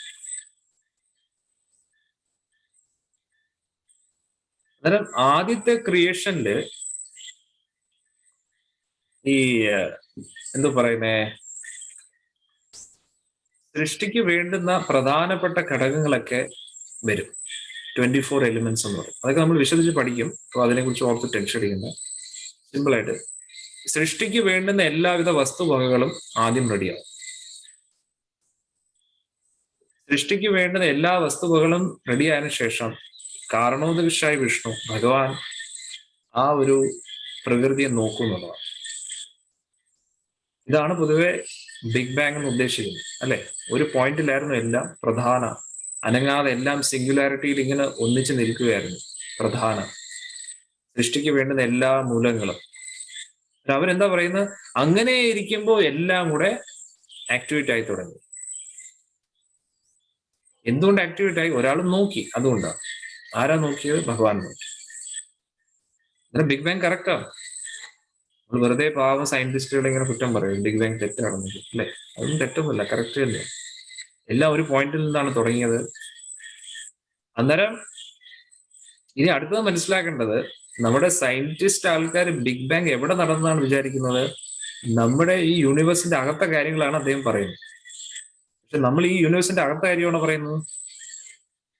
നമ്മൾ ഈ യൂണിവേഴ്സിനും അപ്പുറത്തായിട്ടുള്ള, എത്രയോ യൂണിവേഴ്സുകൾക്ക് അപ്പുറത്തായിട്ടുള്ള ഒരു കാര്യമാണ് പറയുന്നത്. നമ്മുടെ ബ്രഹ്മാണ്ടങ്ങൾക്ക് അപ്പുറത്തായിട്ടുള്ള ഒരു സംഭവമാണ്. എല്ലാ ബ്രഹ്മാണ്ടങ്ങളും, അതായത് ഒരു ബ്രഹ്മാണ്ടം അല്ല നമ്മുടെ, അല്ലെ? അത് ചില സയന്റിസ്റ്റുകാരും പറയുന്നുണ്ട്, ഒരു യൂണിവേഴ്സ് മാത്രമല്ല ഒരുപാട് യൂണിവേഴ്സുകൾ ഉണ്ടെന്ന് പറയാം. സത്യമാണ്, എനിക്ക് മനസ്സിലായില്ലേ? അന്നേരം നമ്മൾ ഈ താമസിക്കുന്ന ബ്രഹ്മാണ്ടങ്ങൾക്കും അപ്പുറത്തായിട്ടുള്ള ഒരു സംഭവമാണ് പറയുന്നത്. ഈ ബ്രഹ്മാണ്ടങ്ങളെല്ലാം കൂടെ ഒന്നിച്ചു കൂടിയിരിക്കുന്ന ഒരു അവസ്ഥയാണ് പ്രധാനം എന്ന് പറയുന്ന ഒരു സംഭവം. അതായത് ഈ സൃഷ്ടിക്ക് വേണ്ടുന്ന ഈ ബ്രഹ്മാണ്ടങ്ങളുടെ എല്ലാ വസ്തുവകളും എല്ലാം കൂടി ഇങ്ങനെ ഒന്നിച്ചിരിക്കുക. അന്നേരം ആ ഒന്നിച്ചിരിക്കുന്ന അവസ്ഥയില് ഭഗവാൻ ആ ഒരു സൃഷ്ടിയെ ഒന്ന് നോക്കുകയാണ്. നോക്കുന്ന സമയത്താണ് എന്ത് സംഭവിക്കുന്നത്? അതിലെ ബ്രഹ്മാണ്ടങ്ങൾ ഓരോന്നോരോന്നായിട്ട് ക്രിയേറ്റ് ആവുന്നു. ഓരോരോ ജീവാത്മാക്കൾക്ക് വേണ്ടുന്ന ഇന്ദ്രിയങ്ങളും അതും ഇതും ഒക്കെ ക്രിയേറ്റ് ആവും. പ്രധാനമായിട്ട് അതിന് വേണ്ടുന്ന എല്ലാ ഇന്ദ്രിയങ്ങൾ, ഇന്ദ്രിയ വിഷയങ്ങൾ, കർമ്മേന്ദ്രിയങ്ങൾ, ജ്ഞാനേന്ദ്രിയങ്ങൾ, മനസ്സ്, ബുദ്ധി, മിഥ്യാഹങ്കാരം, ഇതെല്ലാം അങ്ങനെ ഇരിക്കുകയാണ്. അന്നേരം ഭഗവാന്റെ നോട്ടത്തിലൂടെ കാലശക്തിയും കൂടെ അതിനെ ആക്ടിവേറ്റ് ചെയ്യാൻ തുടങ്ങും. അല്ല, ഞാൻ നേരത്തെ പറഞ്ഞ ടൈം ഓണുണ്ടോ? ടൈം അനുസരിച്ചാണ് ഭഗവാൻ എല്ലാം കൺട്രോൾ ചെയ്യുന്നത്. അന്നേരം ഭഗവാൻ ആ ടൈമറും കൂടെ ഓൺ ചെയ്യുവാണ്. ടൈമറും കൂടെ ഓൺ ചെയ്യുമ്പോഴത്തേക്ക് എല്ലാ സൃഷ്ടിയും ചലിക്കാൻ തുടങ്ങും. അതുവരെ എല്ലാം നിശ്ചലമായിട്ടിരിക്കും. അന്നേരം ഭഗവാൻ നോക്കുമ്പോഴാണ് തുടങ്ങുന്നത്. ഇതിന്റെ ഇടയിൽ ശിവതത്വമുണ്ട്, അത് ഞാൻ പറഞ്ഞ് കൂടുതൽ കോംപ്ലിക്കേറ്റ് ചെയ്യുന്നില്ല, മനസ്സിലായില്ലേ? കാരണം ഭഗവാൻ കാരണോദകശായ വിഷ്ണു ഈ പ്രകൃതിയെ നോക്കുമ്പോൾ ആ നോട്ടത്തിലൂടെയാണ് ഇത് ചലിക്കാൻ തുടങ്ങുന്നത്. പക്ഷെ ഭഗവാൻ ഡയറക്റ്റ്ലി ഈ പ്രപഞ്ചത്തെ തൊടത്തില്ല. മഹാദേവനിലൂടെ, ശംഭുവിലൂടെയാണ്, ശിവതത്വത്തിലൂടെയാണ് ഈ ഒരു പ്രകൃതിയെ തുടങ്ങുന്നത്. അന്നേരം ശംഭു സാക്ഷാൽ ഭഗവാനാണ്, മഹാദേവനാണ് ജഗത് പിതയും ജഗത് മാതായുടെ പ്രകൃതി പുരുഷ ബന്ധത്തിലൂടെ നമ്മുടെ ഈ സൃഷ്ടി മുന്നോട്ട് കൊണ്ടുപോകും. മനസ്സിലായി? അന്നേരം ഭഗവാന് നോക്കുകയാണ് ഇതിനെ, നോട്ടത്തിലൂടെയാണ് എല്ലാം ആക്ടിവേറ്റ് ചെയ്യുന്നത്. എന്നിട്ട് ഭഗവാന്റെ നോട്ടമാണ് ശംഭു എന്ന് പറയുന്നത്, ശംഭു മഹാദേവ എന്ന് പറയുന്നത്. ആ ശംഭു എന്ന് പറയുന്നത് അത് മഹാദേവന്റെ ഒരു ഒരു വിസ്തരണമാണ്. സദാശിവനിൽ നിന്ന് വരുന്ന ഒരു വിസ്തരണമാണ് ശംഭു എന്ന് പറയുന്നത്. ആ കാരണോദകശായ വിഷ്ണുവിന്റെ ഒരു നോട്ടമാണ്. നിങ്ങൾ കൺഫ്യൂസ്ഡ് ആയിട്ട് എന്നെ നോക്കണ്ട, ടെൻഷൻ അടിക്കണ്ട, അത് മെല്ലെ മെല്ലെ നമുക്ക് മനസ്സിലാവും. ഓക്കെ, അതുകൊണ്ട് ഇപ്പൊ റിലാക്സ്ഡ് ആയിട്ട് കേൾക്കുക. പിന്നെ മെല്ലെ മെല്ലെ ഇത് വീണ്ടും വീണ്ടും നമ്മൾ എല്ലാവരും റീക്യാപ്പ് ചെയ്യും, എല്ലാം വീണ്ടും വീണ്ടും റിവൈസ് ചെയ്യുമ്പോൾ എല്ലാം മനസ്സിലാവും. ഓക്കെ, അന്നേരം ആദ്യം അങ്ങനെ ഒരു സൃഷ്ടി നടക്കുന്നു. അതിനുശേഷം രണ്ടാമത്തെ സൃഷ്ടി എങ്ങനെയാണെന്നറിയോ? ബ്രഹ്മാണ്ടത്തിനകത്ത് ഭഗവാന്റെ നാഭിയിൽ നിന്നും പത്മം വരുന്ന അടുത്ത സൃഷ്ടി, രണ്ടാമത്തെ സൃഷ്ടിയാണ്. ഭഗവാന്റെ നാഭിയിൽ നിന്ന് പത്മം വരും. ഭഗവാന്റെ നാഭിയിൽ നാഭിയിലാണ് പത്മം വരുന്നത്. പത്മം വരുമ്പോൾ രണ്ടാമത്തെ സൃഷ്ടി നടന്നു. ഇനി ബ്രഹ്മദേവൻ വന്നതിന് ശേഷം പിന്നെ ബ്രഹ്മദേവന്റെ വർക്ക് തുടങ്ങുകയാണ്. മൂന്നാമത്തെ സൃഷ്ടി. ഇത് മനസ്സിലായി എല്ലാവർക്കും? ആദ്യം കാരണോദക്ഷ വിഷ്ണുവിന്റെ ഭഗവാന്റെ നോട്ടത്തിലൂടെ ആ പ്രധാനം എന്ന് പറയുന്ന നിൽക്കുന്ന ഒറ്റ പോയിന്റിൽ നിൽക്കുന്ന വസ്തുവകകളൊക്കെ ആക്ടിവേറ്റ് ആയി തുടങ്ങും. അതിനുശേഷം ഓരോ ബ്രഹ്മാണ്ടത്തിനകത്തും ഭഗവാൻ വീണ്ടും പ്രവേശിച്ചിട്ട് രണ്ടാമത്തെ സൃഷ്ടി തുടങ്ങുകയാണ്. എങ്ങനെ? ഭഗവാന്റെ നാഭിയിൽ നിന്ന് പത്മം വന്നത്. അതിനുശേഷം മൂന്നാമത്തെ വർക്കാണ് ബ്രഹ്മദേവൻ തുടങ്ങുന്നത്. ബ്രഹ്മാവിന്റെയും ഈ താമരത്തണ്ട് ഉപയോഗിച്ചുകൊണ്ട് 14 ലോകങ്ങളുടെ ഒരു സ്ട്രക്ചർ റെഡിയാക്കുന്നു. അങ്ങനെ അവിടെ നിന്നാണ് സൃഷ്ടി തുടങ്ങുന്നത്. ഓക്കെ, നമുക്ക് അടുത്ത സാറ്റർഡേ കാണാം. എന്തെങ്കിലും സംശയം ഉണ്ടെങ്കിൽ മൊബൈൽ ഫോണിൽ ബന്ധപ്പെട്ടാൽ